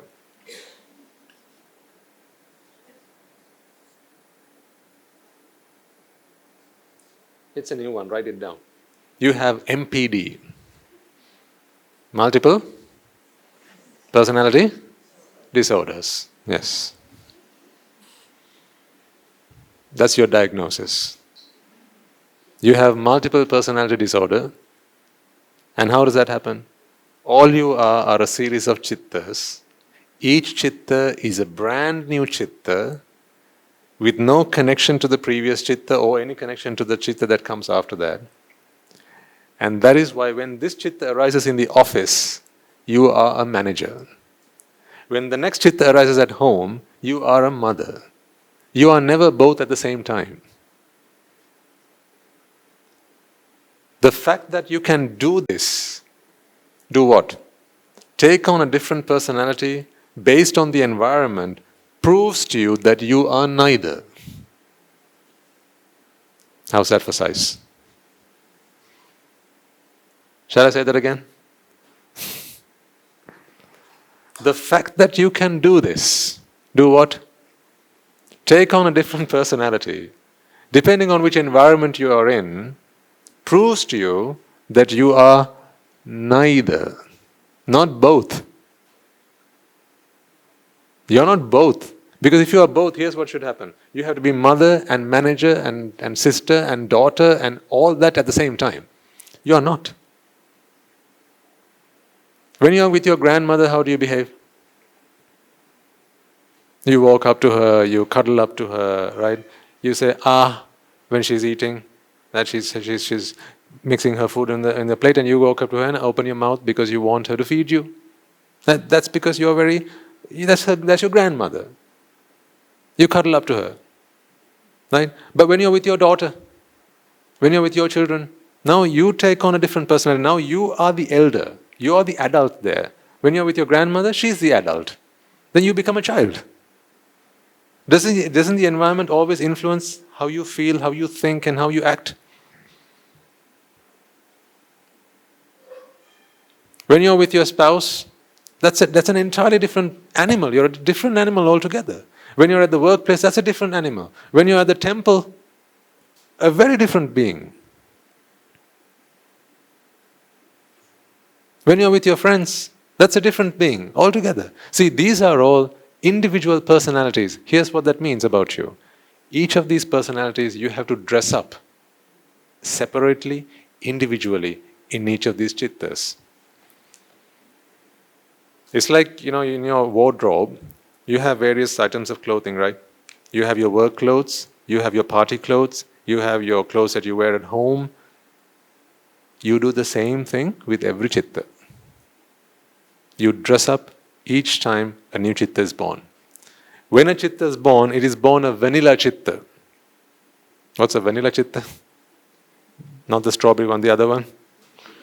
That's not what I mean. It's a clean slate. It's vanilla, meaning it has not taken up any personality. Because the chitta is simply born to receive, recognize, you know the drill. Right? Rupa, Vedana, Sanya, Sankara, Vijnana. That's all a chitta is supposed to do. But on top of all that, you have jati going on. This is the disease of the mind. And this disease, what it does is it adds on, it bolts on various personalities onto this chitta. So therefore, when you're at the workplace, you become the manager, you become the employee. When you're at home, you become a mother, you become a daughter. That's what happens. When you're with your lover, you become a lover. When you're among friends, you're a friend. And this is how, when you're with your friends, you are a friend, but when you break up with your friend, now you can be enemies. All because each chitta, you build up a different personality. Therefore, which one are you? Are you a mother? Or are you a daughter? Are you a son or are you the father? Are you a brother? Are you an employee? Or are you a manager? Are you a teacher or a student? You are? You are? All of them? Or you are none of them? You are none of them. You are none of them, and that is why you can dress yourself up in each individual chitta based on what you want to present to the world. In your wardrobe, go home and have a look, ladies and gentlemen. In your wardrobe, you'll have party clothes, you have work clothes, you have casual home clothes. Meaning, you are none of them. You are not the worker, you are not the party animal, you are not the housewife either. You are whoever you are, depending on your circumstances. Your environment is who you are. Same thing happens here. All you are just a chitta. So this is what we spoke about yesterday. The mother, she cried when she saw her dead son, the son's body, because she thinks she's a mother. She thinks she's a mother. Are you a mother? But if I bring your child to you, when you look at your child, what do you think you are? You think you're the mother. If I bring next door neighbors to you, now what do you think? Do you think you're a mother? You don't think you're a mother.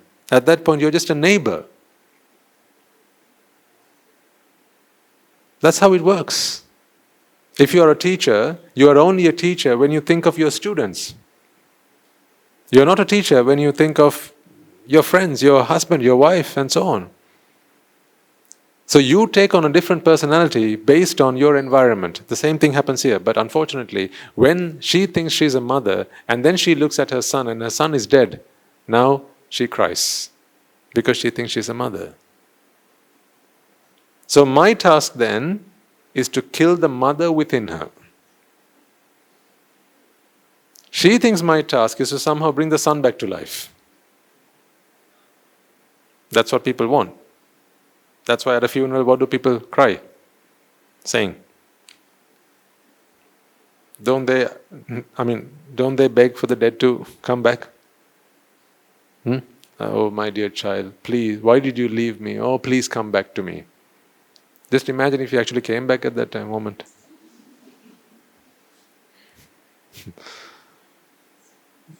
Madam.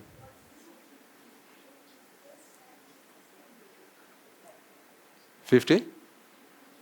You're talking about chaitasikas, mental factors. We'll talk about that another day.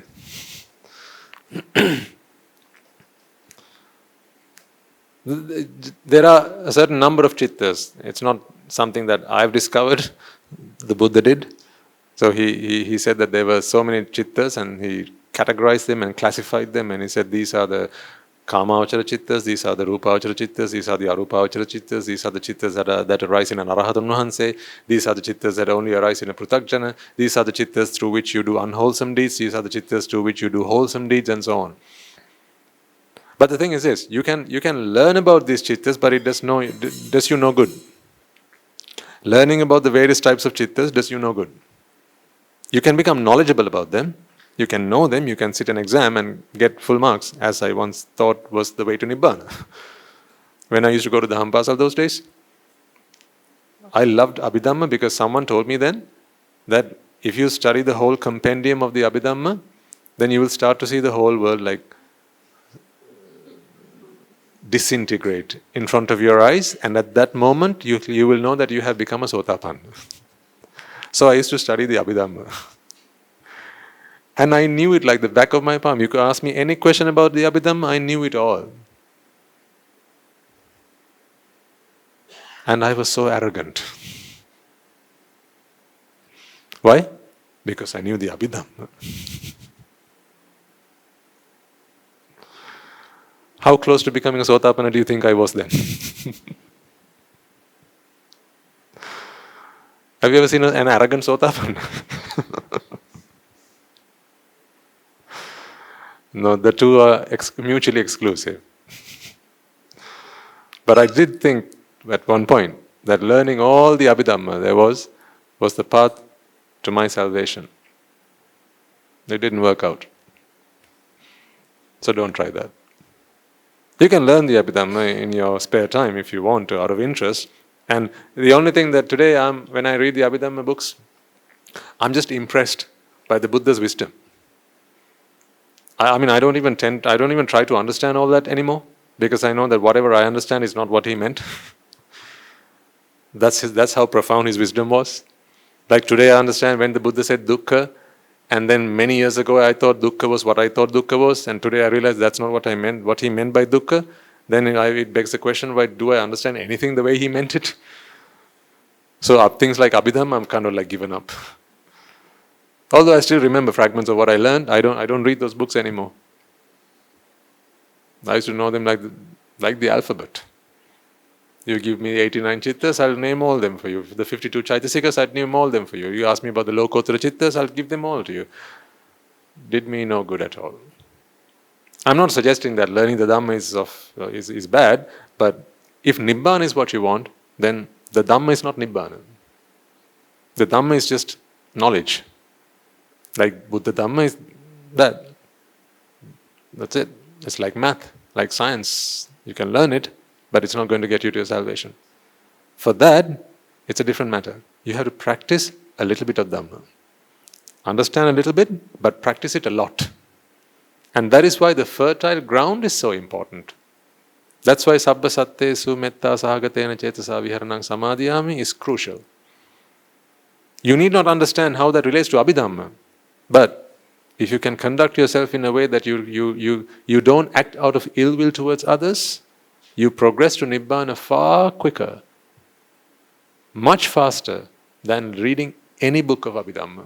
That much I can guarantee.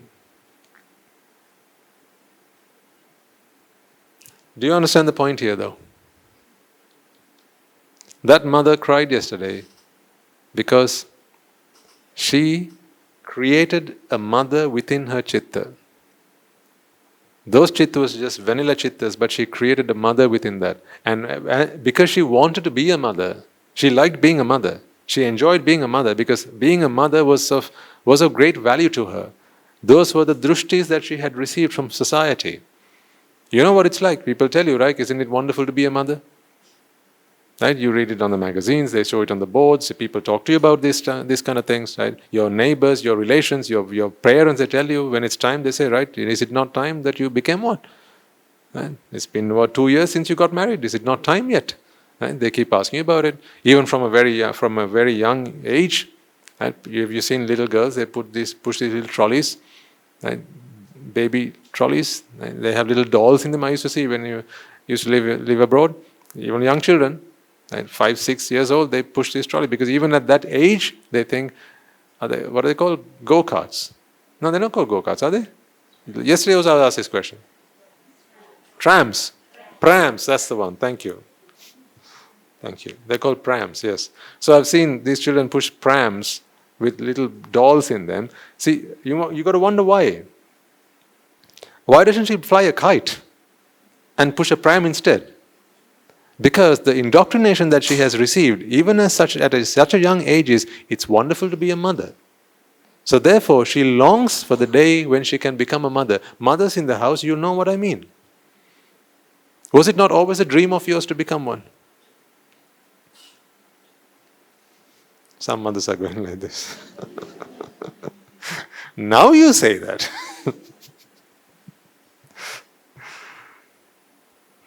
But for many girls growing up in society, these are the dreams that are fed into people's minds. You know, you grow up and you become a mother. First of all, you have to become a good daughter, then you become a good wife, right? Then you become a good mother, right? But nowadays, you know, we are shifting a little bit more into people are talking about equal, gender equality and all sorts of things. So, you know, we've moved away from the notion of daughter, husband, mother to professionals and so on.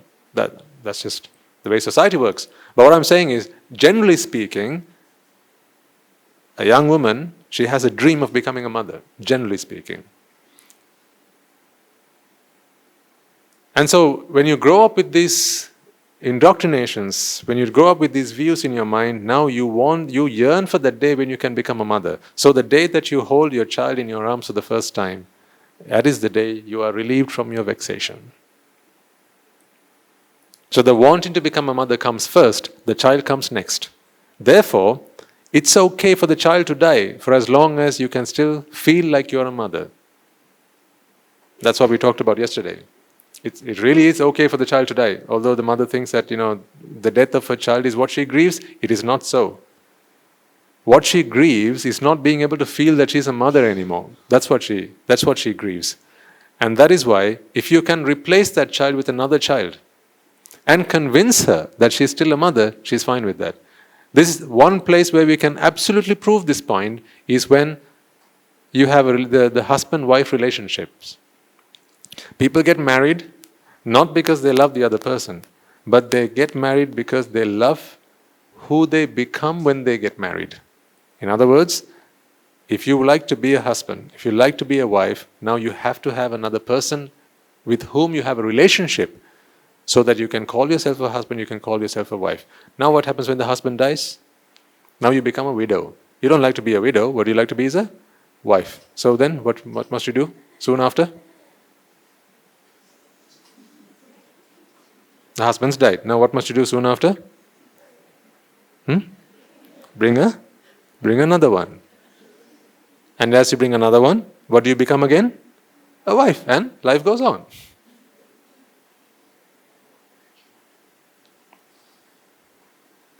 I know it sounds like I'm so cynical.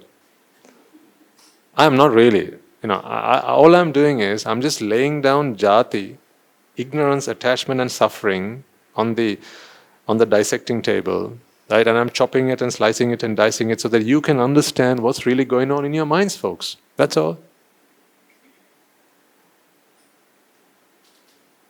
I don't want you to make decisions based on ignorance.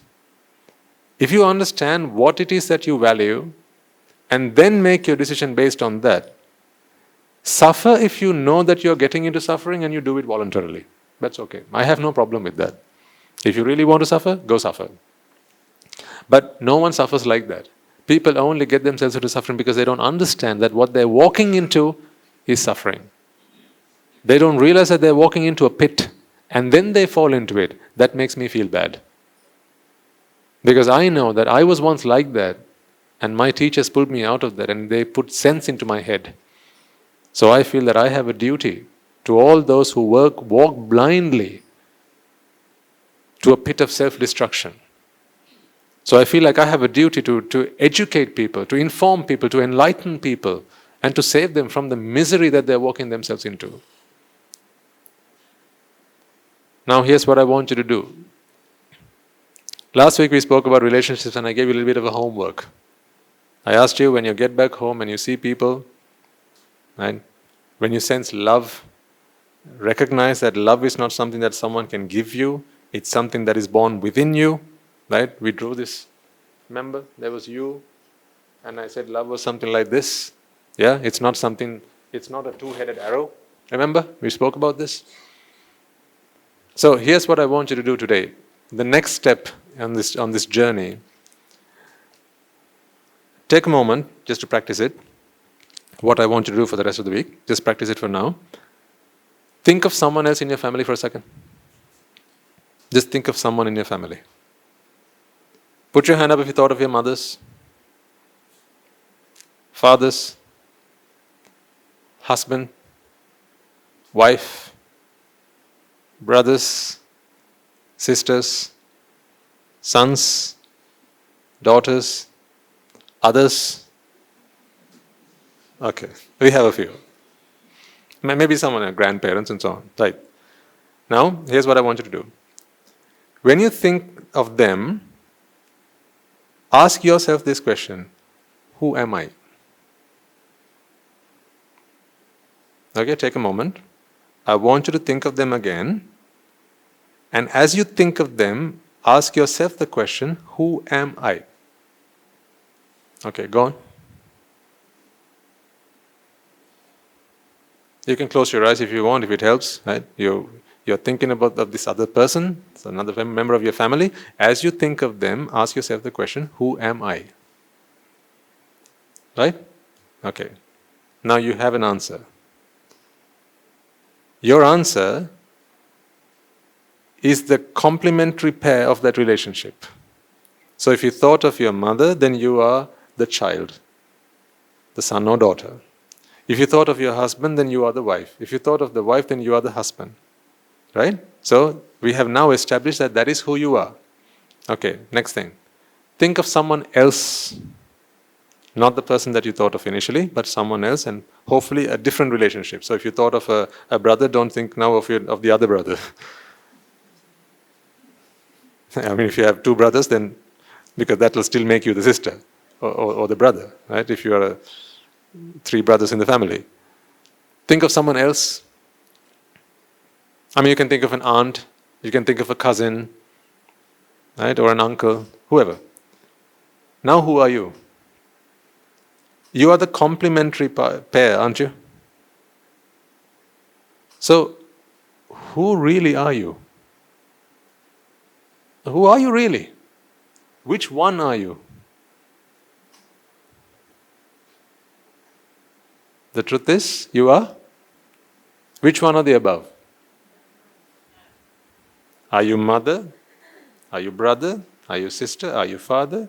Are you all of them? Or are you none of them? You are none of them. It is because you are none of them, you can put on these various guises.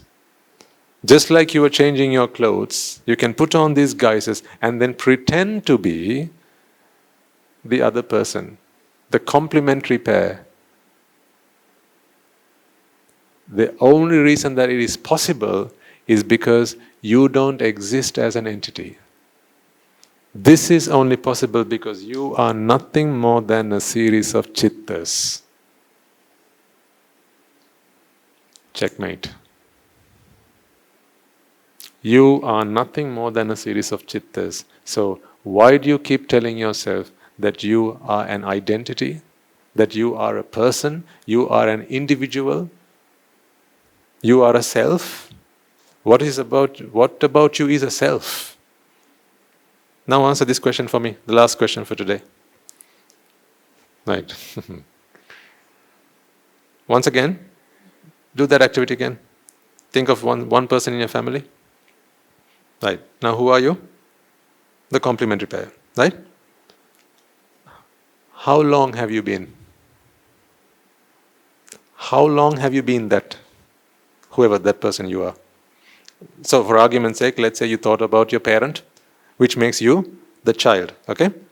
So I asked you to think about your parent, and you thought of your parent, and that made you a child, and we did that for 3 seconds. How long have you been a child?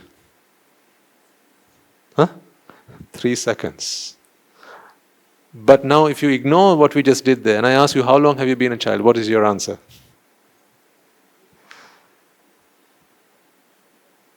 If you just ignore the activity we just did, and then I ask you the question, so forget all the dhamma, and I ask you the question now, forget all the dhamma, okay? And I ask you the question now, how long have you been a child? What is your answer? As long as I've been alive, right? But is that true? So if you've been a child for as long as you've been alive, when was the time to be a husband? Where was the time to be a wife? Where was the time to be a doctor or a nurse or a teacher or a colleague or the employer or the employee that you say you are? Where was the time to be that? If you were a child. Because here's the thing, when you think that you are the child, you don't also think that you are the husband, do you? You don't do that.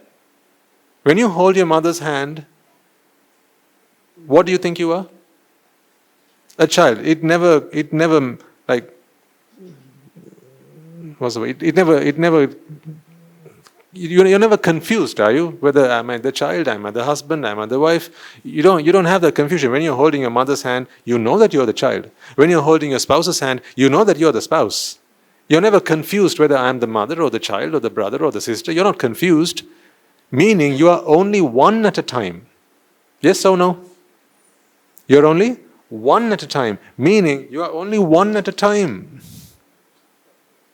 You are only one at a time because you can only be one at a time because there's only one chitta at a time. No chitta can take two personalities at the same time. It is impossible. The same chitta cannot take two personalities on at the same time. You can only be one at a time. That's like you can't put two shoes on the same foot at the same time. Get it? In the same way, you can only be one personality at one time because once you create that personality, there's no more room in the chitta to create another personality. You have to wait for that chitta to pass away. And then the next chitta will arise, and in that chitta, you can create the other personality. So who are you then? When you think of your parent, you are the child. How long have you been the child? Only for the duration that you have been thinking of your parent. That's how long you have been. In other words, it's only for the duration of one chitta. So who are you? Who is this that's 25 years old?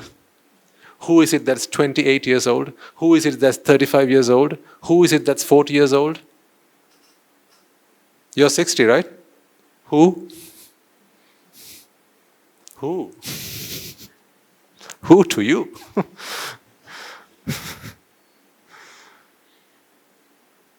Who's 60 years old? So you say, my mother is 60 years old. Really? Ask your mother whether she's always been a mother for the last 60 years. Do you understand what I'm trying to get across to you, ladies and gentlemen? Huh? Do you really? Good. Because this is so profound.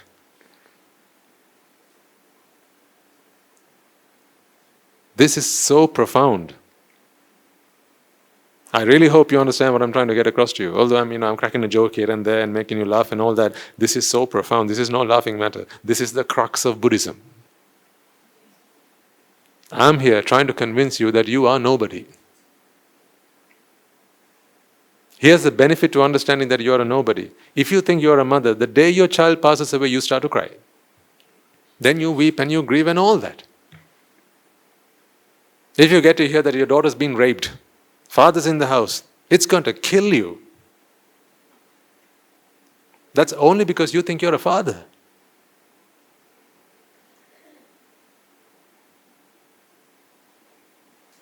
But I can't stop that from happening to your daughter.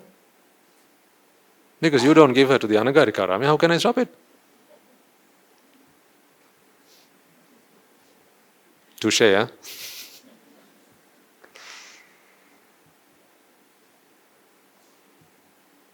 The day you learn that your child is doing drugs,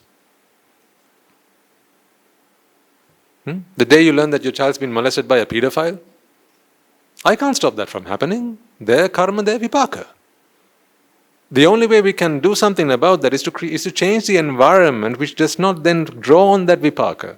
If you associate with noble people, if you're in the presence of good people, good-hearted, kind-hearted people, then less of a chance there is for your bad karmas to come to fruition. That's why noble association is a mangala karana. That's why. That's why the Buddha says, patirupa desavasocha, pubbeta kata punyata, ata samma panidicha, etam mangala muttamam. That's why the Buddha says that.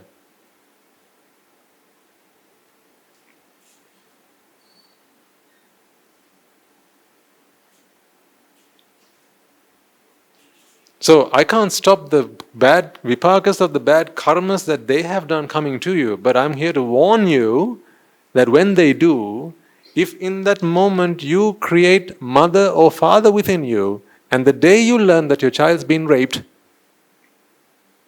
the day you learn that your child has been, well, you imagine the worst that could happen. On that day, you will fall on your knees. Then you will come begging. Then you will come to the monastery. Then you will bring your child to the monastery and say, Swami Mahansa, he started doing drugs. Please help.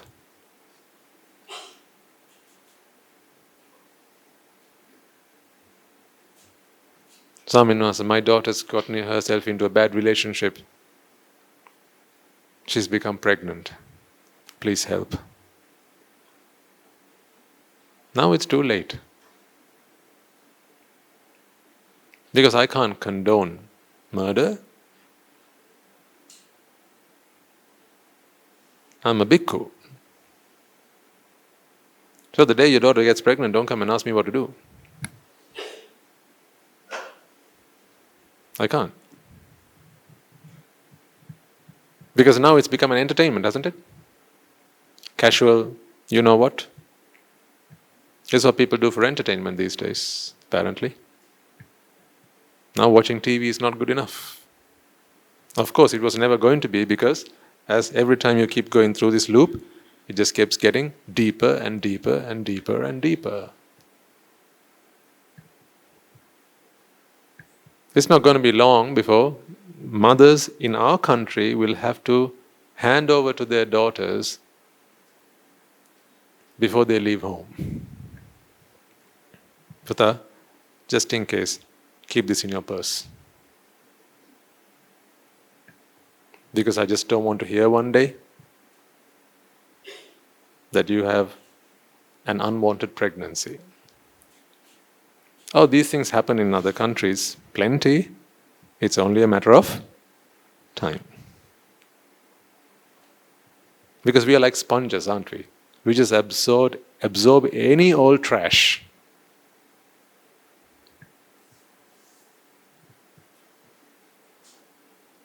If you want to avoid that from happening, there's only one answer.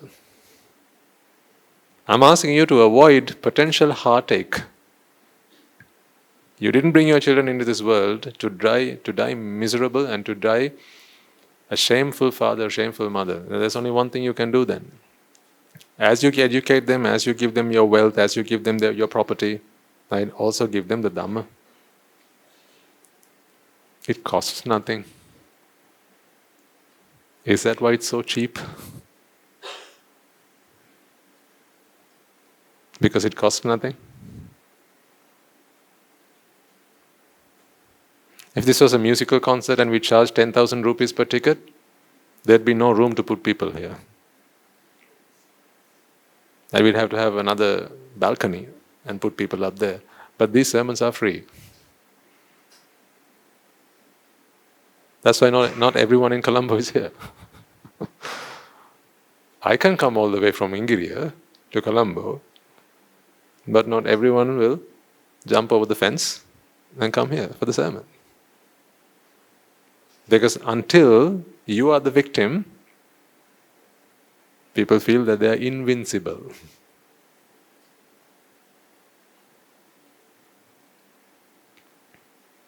But look at it. It's a catch-22 always. The people who need to hear this are not hearing this.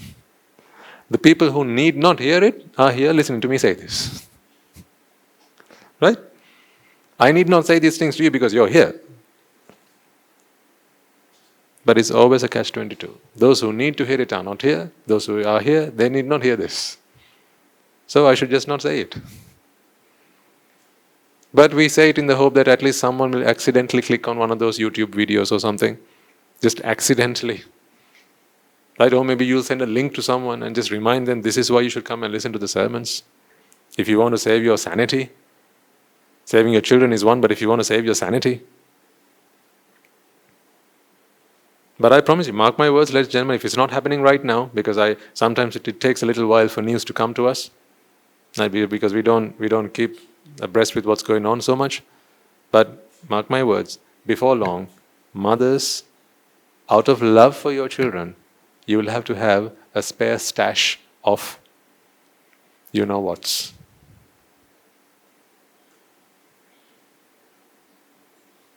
You'll have to keep them in your drawer, so that when your daughter leaves home, just walk up to her, check she has a mobile phone on her, check she has her credit on her, check she has a bank card with her in case of an emergency, and make sure you put that also in her purse in case of emergencies.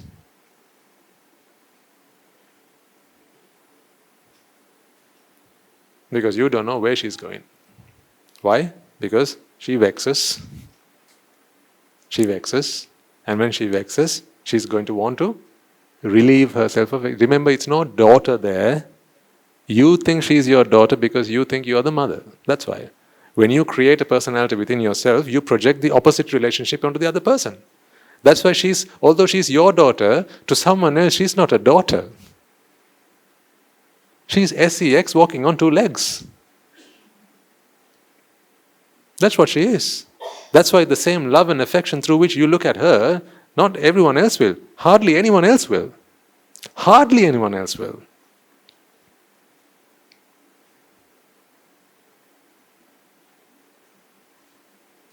So when that vexation arises in her mind, and if that vexation is not there in the first place, then someone will make sure to implant it in her mind. They'll tell her, nowadays, by the time you're 14, 15, 16, you should have done it. Haven't you yet? Oh my God.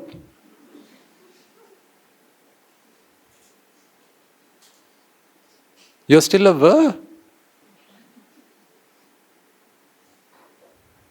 These are the conversations that are taking place outside these four walls.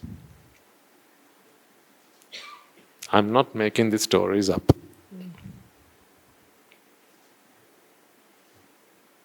That's the trend now. You have to keep pushing the boundaries, right? You have to become modern. You have to become modern. You can't be old school anymore because it's not fashionable anymore. Before long, it's going to be part of your street cred. How many people you have experienced with? It's going to be the street cred. Now, if you are to be known as someone, you have to have, like your Facebook friends, the number of friends you have. Before long, if it hasn't happened already, at least in certain societies, in certain schools, right? Girls will be talking between themselves how many they have had with. To the world, it's just another girl, but remember, to you, it's their daughter. Your reputation is on the line, your sanity is on the line, your life is on the line. When people find out, they're going to come talking to you. And all those people who are the people who are giving those indoctrinations to them, right, and talking about all the things that your daughter should be doing, this, that, and the other, they'll come to you and ask you, "Oh, we got to hear that your daughter is with so and so. I saw her at the shopping mall. Apparently she's going out with this person, isn't she? Last week she was with someone else, wasn't she? Next week, who's she going to be with?" Then all you can do is look down. Look down and take a long, hard look at yourself. Then you can regret leisurely the price that you'll have to pay for not giving the dhamma to your children. Right now, this might sound like a picture from a zombie movie, never going to happen, maybe. Because maybe in your little isolated world, ladies and gentlemen, these things you are yet to find out. Just because you are yet to find out doesn't mean these things are not going on under your nose. Your children are far more sophisticated than you think. You can't keep up with them. They have technology on their side, and they'll teach you how to break out of the firewall that you put in place. If you want to know, ask them. Right? So, you're playing with fire here. Otherwise, we'll just pretend that nothing's going on. Everything's fine. That's why I say, when are you going to bring them round so that one of our Anagarika Mahatmyas can talk to them? And ask them what are the deep, dark secrets that they have within themselves that they just can't get out in front of you. Because of fear that you might admonish them, you might shout at them, scream at them. They love you. Yes, they do. There's no question about that. Of course they love you. But it's not a matter of whether they love you or not. It's not a matter of they want to disrepute you. No, no, no. When vexation strikes, everything else is out the window. Remember, you might ask your daughter, "Puta, did you not even think of me when you decided to do that?" Remember, she's not a daughter at that time. That's why she didn't think of you. You are only a mother when you think of your daughter, right? She's only a daughter when she thinks of you as a mother. When she's being talked up to, when she's being sweet talked to, when she's being flattered, she's not a daughter.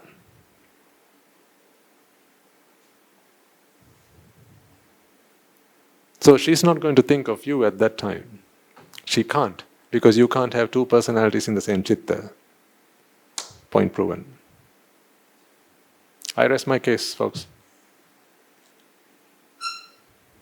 She doesn't want to insult you. She doesn't want to break your heart. No, she doesn't. But when people are going to keep talking to her and praising her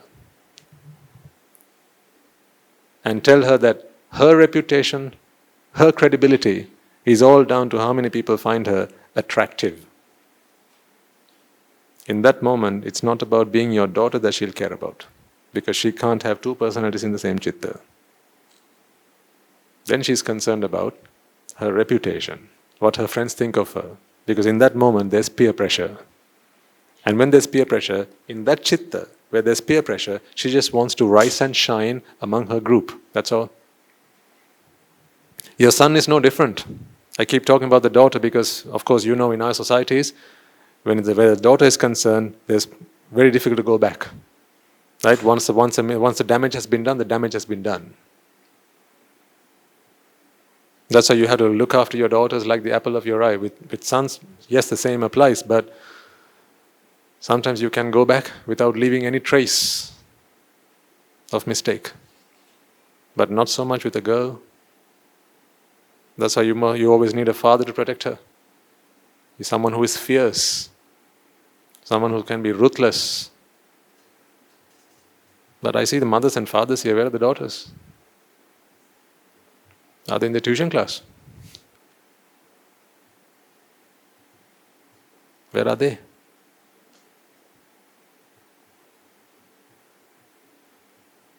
Same goes for the sons. Yes, we have to teach them. They are the future of our country. Yes. We have to make doctors out of them and engineers out of them, teachers out of them, scientists out of them, farmers out of them. We have to. But when are you going to make good, kind-hearted people out of them? What about the day you find out your son's doing drugs? Who are you going to call then? Because nowadays it's become part of the street cred. There are a bunch of things that you have to have done by the time you reach maturity. When you were younger, we had to have Sanat Jayasuriya stickers, Aravinda de Silva stickers. Those were how we proved our credibility. Nowadays, it's not so. Nowadays, you have to prove by whether you've done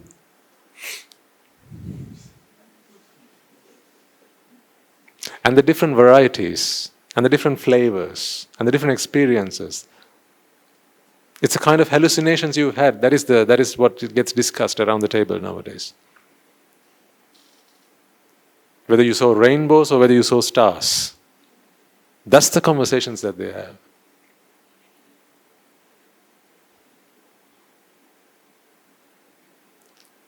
Children are innocent. They're just minds. They absorb things because they are highly impressionable. They are the product of the environment in which they are. If you don't take part, a responsible part in creating that environment, in carefully designing that environment, in curating who gets to be part of that environment, ladies and gentlemen, they will become victims of society. People just want money out of you because they believe money equates to their happiness. They will draw money out of you even if they have to kill you. If you could bleed money, they'd cut you up. If you could weep money, they'd cry you to death. Fortunately, you don't. That's why you're still alive.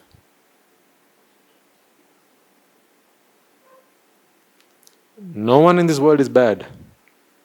There are no such things called bad people. But badness gets them. Ignorance and attachment are evil. Ignorance and attachment are vile. It's evil. It makes a son want to rape his mother. Ignorance and attachment are evil.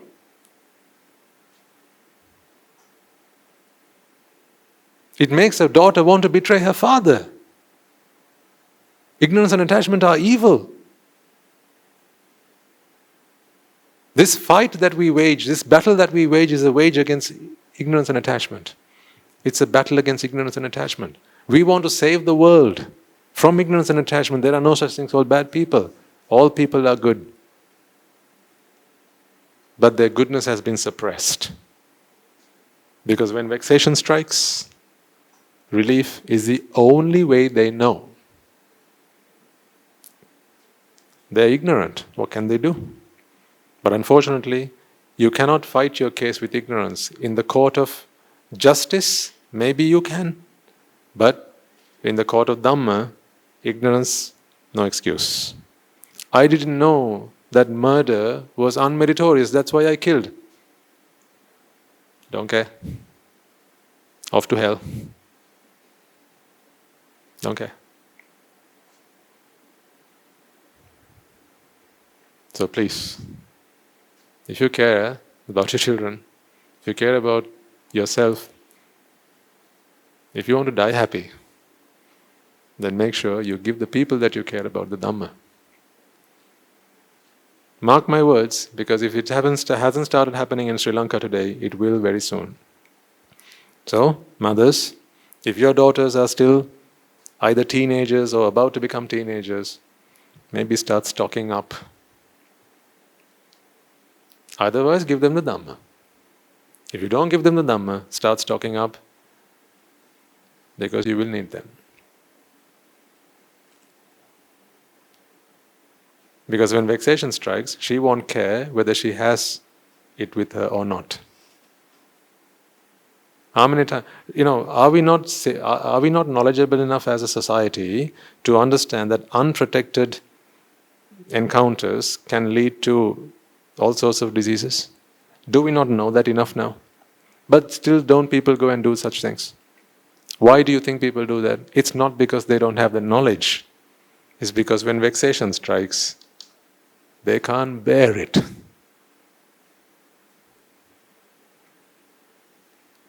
Just imagine if you step on a thorn on your foot, as you walk, say you're walking barefoot, and you step on a thorn, and now the thorn's gone into your foot, and someone says, "Can you wait until we get home?" Can you? Because every time you step, it just keeps going deeper and deeper and deeper, right? So the only thing you want to do at that time is pull it out. It won't matter to you who you are, where you are, whether you're in the public. It won't matter to you. You just want to pull the thorn out because it hurts. The same thing happens here. Once they start vexing, it won't matter who it is, who it's with, where they are, whether she has protection or not. It won't matter to her. Remember, it's not your daughter, it's just a chitta. You think it's your daughter because you are now a mother. That's why.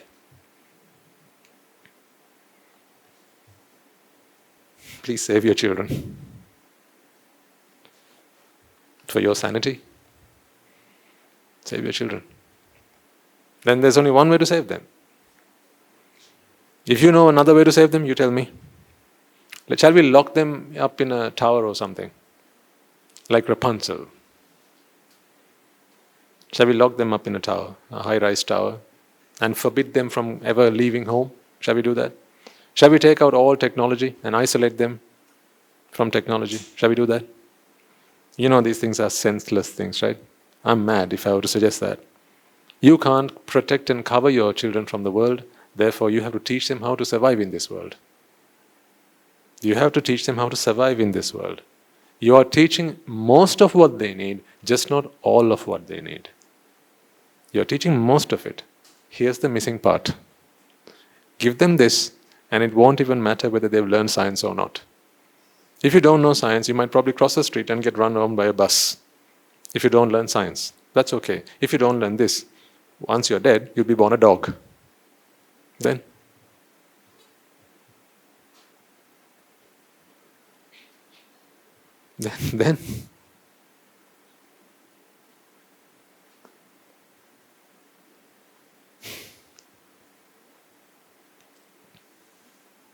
I'll stop for today. Otherwise this sermon will become too expensive for you to afford.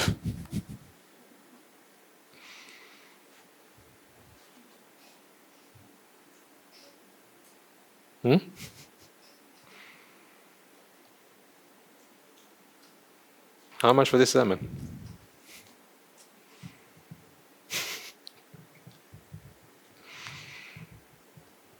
It's cheap, isn't it? It's a cheap sermon.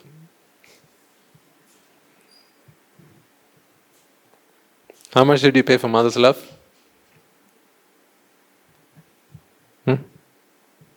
How much did you pay for mother's love? And a father's protection? How much did you pay for that? So what if you put both of them together? How much would you pay for that? Whatever that is, you pay that before you leave. Whatever you would pay for mother's love and for father's protection, put them together and you pay that before you leave. That is what the Mahasangha gives you.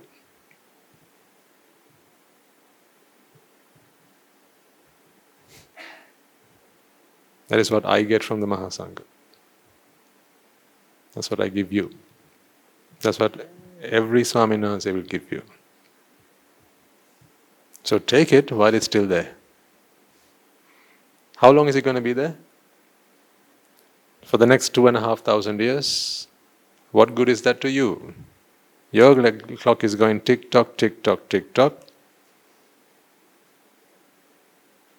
So what good is that to you? 2,500 years, just listen to it and forget it. Because it matters not to you. What matters to you is how much longer you're going to be alive.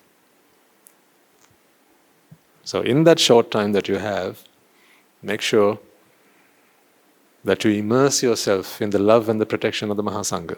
That is why we always invite you. If you only have 20 years left, ladies and gentlemen, that's a short period of time in comparison to your life in samsara. If you only have 20 years left, come and spend it in the presence of the Mahasangha. What bad is it going to do to you? You've experienced everything that life can do. Life has to offer you. You spent the first 13 years of your life at school. Right? Five or so years of that before that in the Montessori. And with your friends and relations and your neighbors and so on. 13 years of your life at school. That's a whole 18 years of your life. Then the next 2 or 3 years of your life at university. The next part of your life, training to do work. And the next part of your life with a wife or a husband or a lover, trying to understand them so that you can live the rest of your lives with them. The next part of your life with your children. The next part of your life, what? Retired. The next part of your life in an old people's home. And then the next part of your life on a bed. And then the next part of your life 6 foot under. That's it. What have you gained? You spent a valuable life and gained nothing. So what I'm saying is, if at this point you've spent 20 years, 30 years, 40 years of your life and you still have another 20 left, another 30 left, most of you probably have maybe another 25 left, not more than that. I mean, I'm just looking across the room. On average, I'd say most of you maybe have another 15 years left, 20 years left. In the grand scheme of things, that is nothing. Meaning, if you live until you're 80, you've already consumed 3/4 of it. And what have you gained?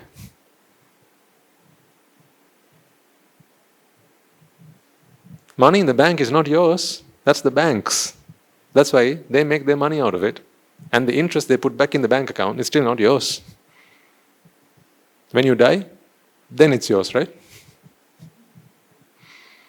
Money saved is never invested. Don't forget that.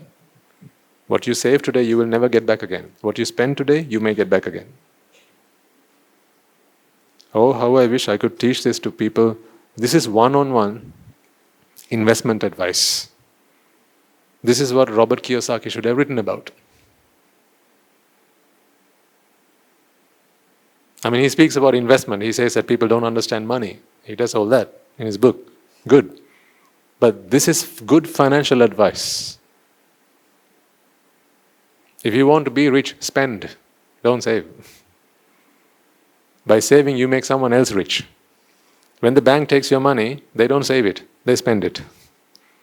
That's how the banks make money. You save your money. You don't become rich. You just get a number next to your name. That's what you get, not richness. But when you spend, that's when you convert money to something that is useful to you. What can you do with money? Eat it? Sleep on it? Dress in it? You need some for your, unexpected eventualities and all that. That's true, I accept that. I'm not suggesting you spend every penny of it, but what I'm saying is, if you want to take anything from this life and to the next one, nothing you have saved you can take with you. Only that which you have converted into the universal currency of merit can you take with you. That's all you can take with you. If you spend a rupee and buy, what can you buy for a rupee these days? A slap? If you spend a rupee and buy a toffee, okay, half a toffee, right? If you spend a rupee and buy a toffee and give it to a beggar, if that's the last thing you do before you die, that much you will get back in your next life. 1 million that you have in your bank account, you leave it and you die. That's the last you will see of that 1 million.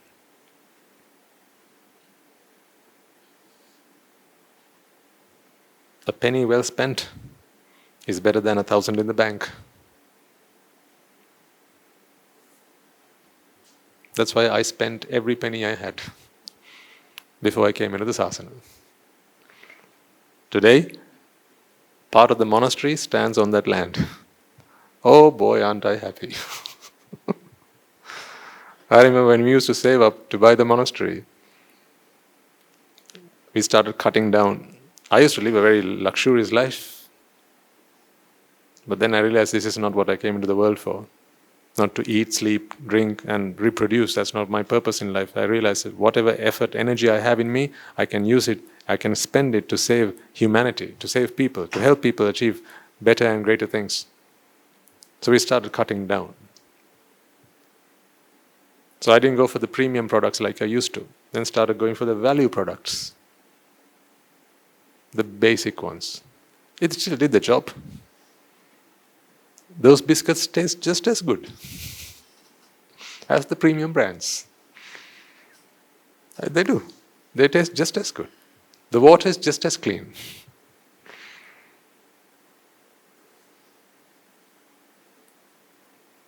And every penny we saved.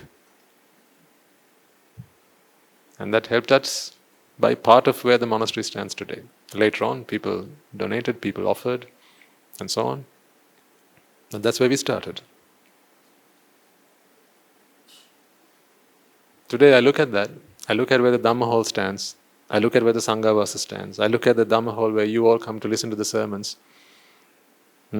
I look at the shrine room where you all come to do the Buddhaguna Sajjayana. I look at the Sanghāvāsa where Swamin Wahanses go and take rest. And they rejuvenate themselves for the following day's activities. I look at the Dana hall where monks, devotees, anagarikas, anakarikas, they come and take their meals and re-energize themselves for the activities of the day. And it fills my heart with joy. Those are the investments I have made.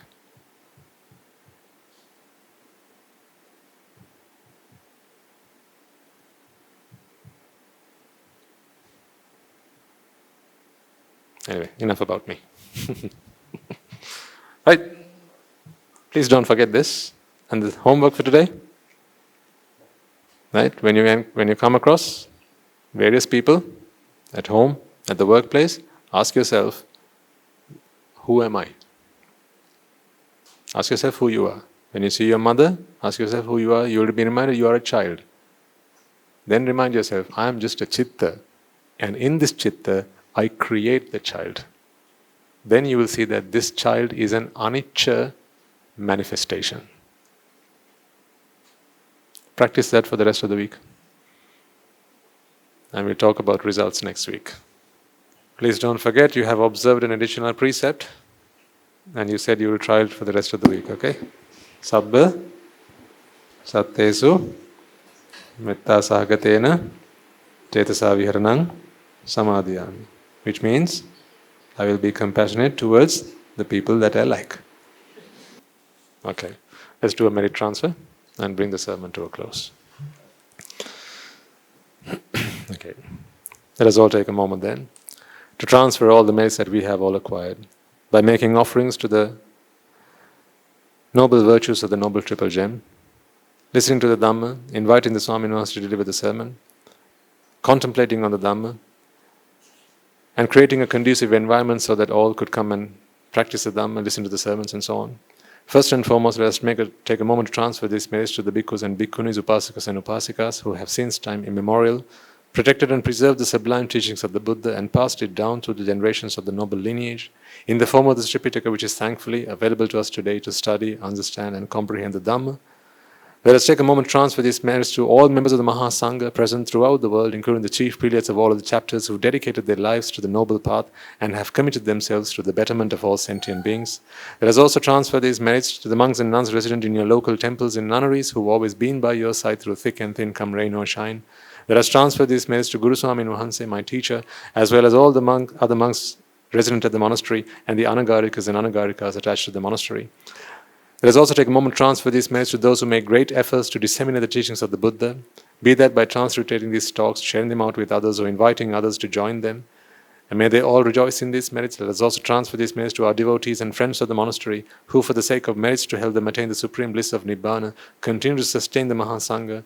This is by providing the Mahasangha with shelter, alms, robes and medicines, as well as passing on their know-how and continue to extend their well-wishes. May they all rejoice in these merits, and by the power of these merits, may they be healed of any physical and mental ailments and overcome any obstacles to their spiritual progress. May they abstain from the unmeritorious deeds, fulfill the meritorious deeds, fulfill the noble eightfold path, and may they all attain the supreme bliss of Nibbana. Sadhu, sadhu, sadhu. Let us also take a moment to transfer these merits to our mothers and fathers, husbands and wives, brothers and sisters, sons and daughters, grandparents, uncles, aunts, cousins, nephews and nieces, our friends and our acquaintances, our employers and our employees and our teachers, those who've gone the extra mile on our behalf, those who've left no stone unturned to help us, support us and assist us in any way, shape or form possible and available to them. May they all rejoice in these merits, and by the power of these merits, may they also be freed of any physical and mental ailments and overcome any obstacles to their spiritual progress. May they abstain from the unmeritorious deeds, fulfill the meritorious deeds, fulfill the noble eightfold path, and may they all attain the supreme bliss of Nibbana. Sadhu, sadhu, sadhu. Let us also take a moment to transfer these merits to the Devas and Brahmas, spirits and demons, primarily the Sakadeva, as well as all the numerous gods and deities who have protected and preserved the sublime teachings of the Buddha and the Sambuddha Sasana, as well as give protection to the noble practitioners of the Dhamma. May they prosper in divine power and wisdom. May they abstain from the unmeritorious deeds, fulfill the meritorious deeds, fulfill the noble eightfold path, and may they all attain the supreme bliss of Nibbana. Sadhu, sadhu, sadhu. Let us also take a moment to transfer these merits to those who've passed away in our names, our loved ones, our forefathers and our ancestors, reminding ourselves that it is out of their loves and the blood, sweat and tears they have shed, today we are able to enjoy the comforts of life and practice the path in peace and harmony. Let us also transfer these merits to members of the armed forces as well as the police force who sacrifice their lives to protect the peace and harmony of our nation and to keep us safe and protected. May they all rejoice in these merits. Let us also transfer these merits to those who lost their lives to natural disasters and calamities such as the tsunamis and earthquakes, landslides, fires, floods, pandemics and so on, reminding ourselves that in this infinitely long journey of samsara, they will all have been mothers and fathers to us, brothers and sisters to us, friends to us. They will have looked after us, taken care of us, provided for us. Therefore, out of compassion and a sense of gratitude towards all that they have done for us, let us transfer all the merits we have acquired to all of them, and may by the power of these merits, if any of them have been born in the woeful planes, they redeem themselves and be born in the blissful plane. May they abstain from the unmeritorious deeds, fulfill the meritorious deeds, fulfill the noble eightfold path, and may they all attain the supreme bliss of Nibbana. Sadhu, sadhu, sadhu. And finally, may by the power and blessings of all the merits we have acquired throughout the day, we be able to witness the advent of many hundreds of thousands of arahants on this blessed land, and may you and I and everyone who's helped make this program a success become a Rahatan Vahanse or an Arahataranin Vahanse in this very life itself and in the era of the Gautama Supreme Buddha itself. Sadhu, sadhu, sadhu. May the blessings of the Noble Triple Gem always be with you. The members of the Mahasangha will transfer their blessings to you. රාගගින්නෙන් මිදෙත්වා ද්වේෂගින්නෙන් මිදෙත්වා මෝහගින්නෙන් මිදෙත්වා නිබ්බාන පරම සුඛයෙන් සුඛිතතර වෙත්වා නිබ්බාන පරම සුඛයෙන් සුඛිතතර වෙත්වා මමද සියලු ලෝක සියලු සත්වයෝ නිබ්බාන පරම සුඛයෙන් සුඛිතතර වෙත්වා නිබ්බාන පරම සුඛයෙන් සුඛිතතර වෙත්වා නිබ්බාන පරම සුඛයෙන් සුඛිතතර වෙත්වා රාගගිනි නිවේවා ද්වේෂගිනි නිවේවා මෝහගිනි නිවේවා නිවන් සැප ලැබේවා නිවන් සැප ලැබේවා නිවන් සැප ලැබේවා තුන්රුවන්ගේ සුවිසි අනන්ත මහා ගුණ බැලෙන් සියලු ලෝක සියලු සත්වයෝම නිබ්බාන පරම සුඛයෙන් සුගතිතර වෙත්වා සාදු සාදු සාදු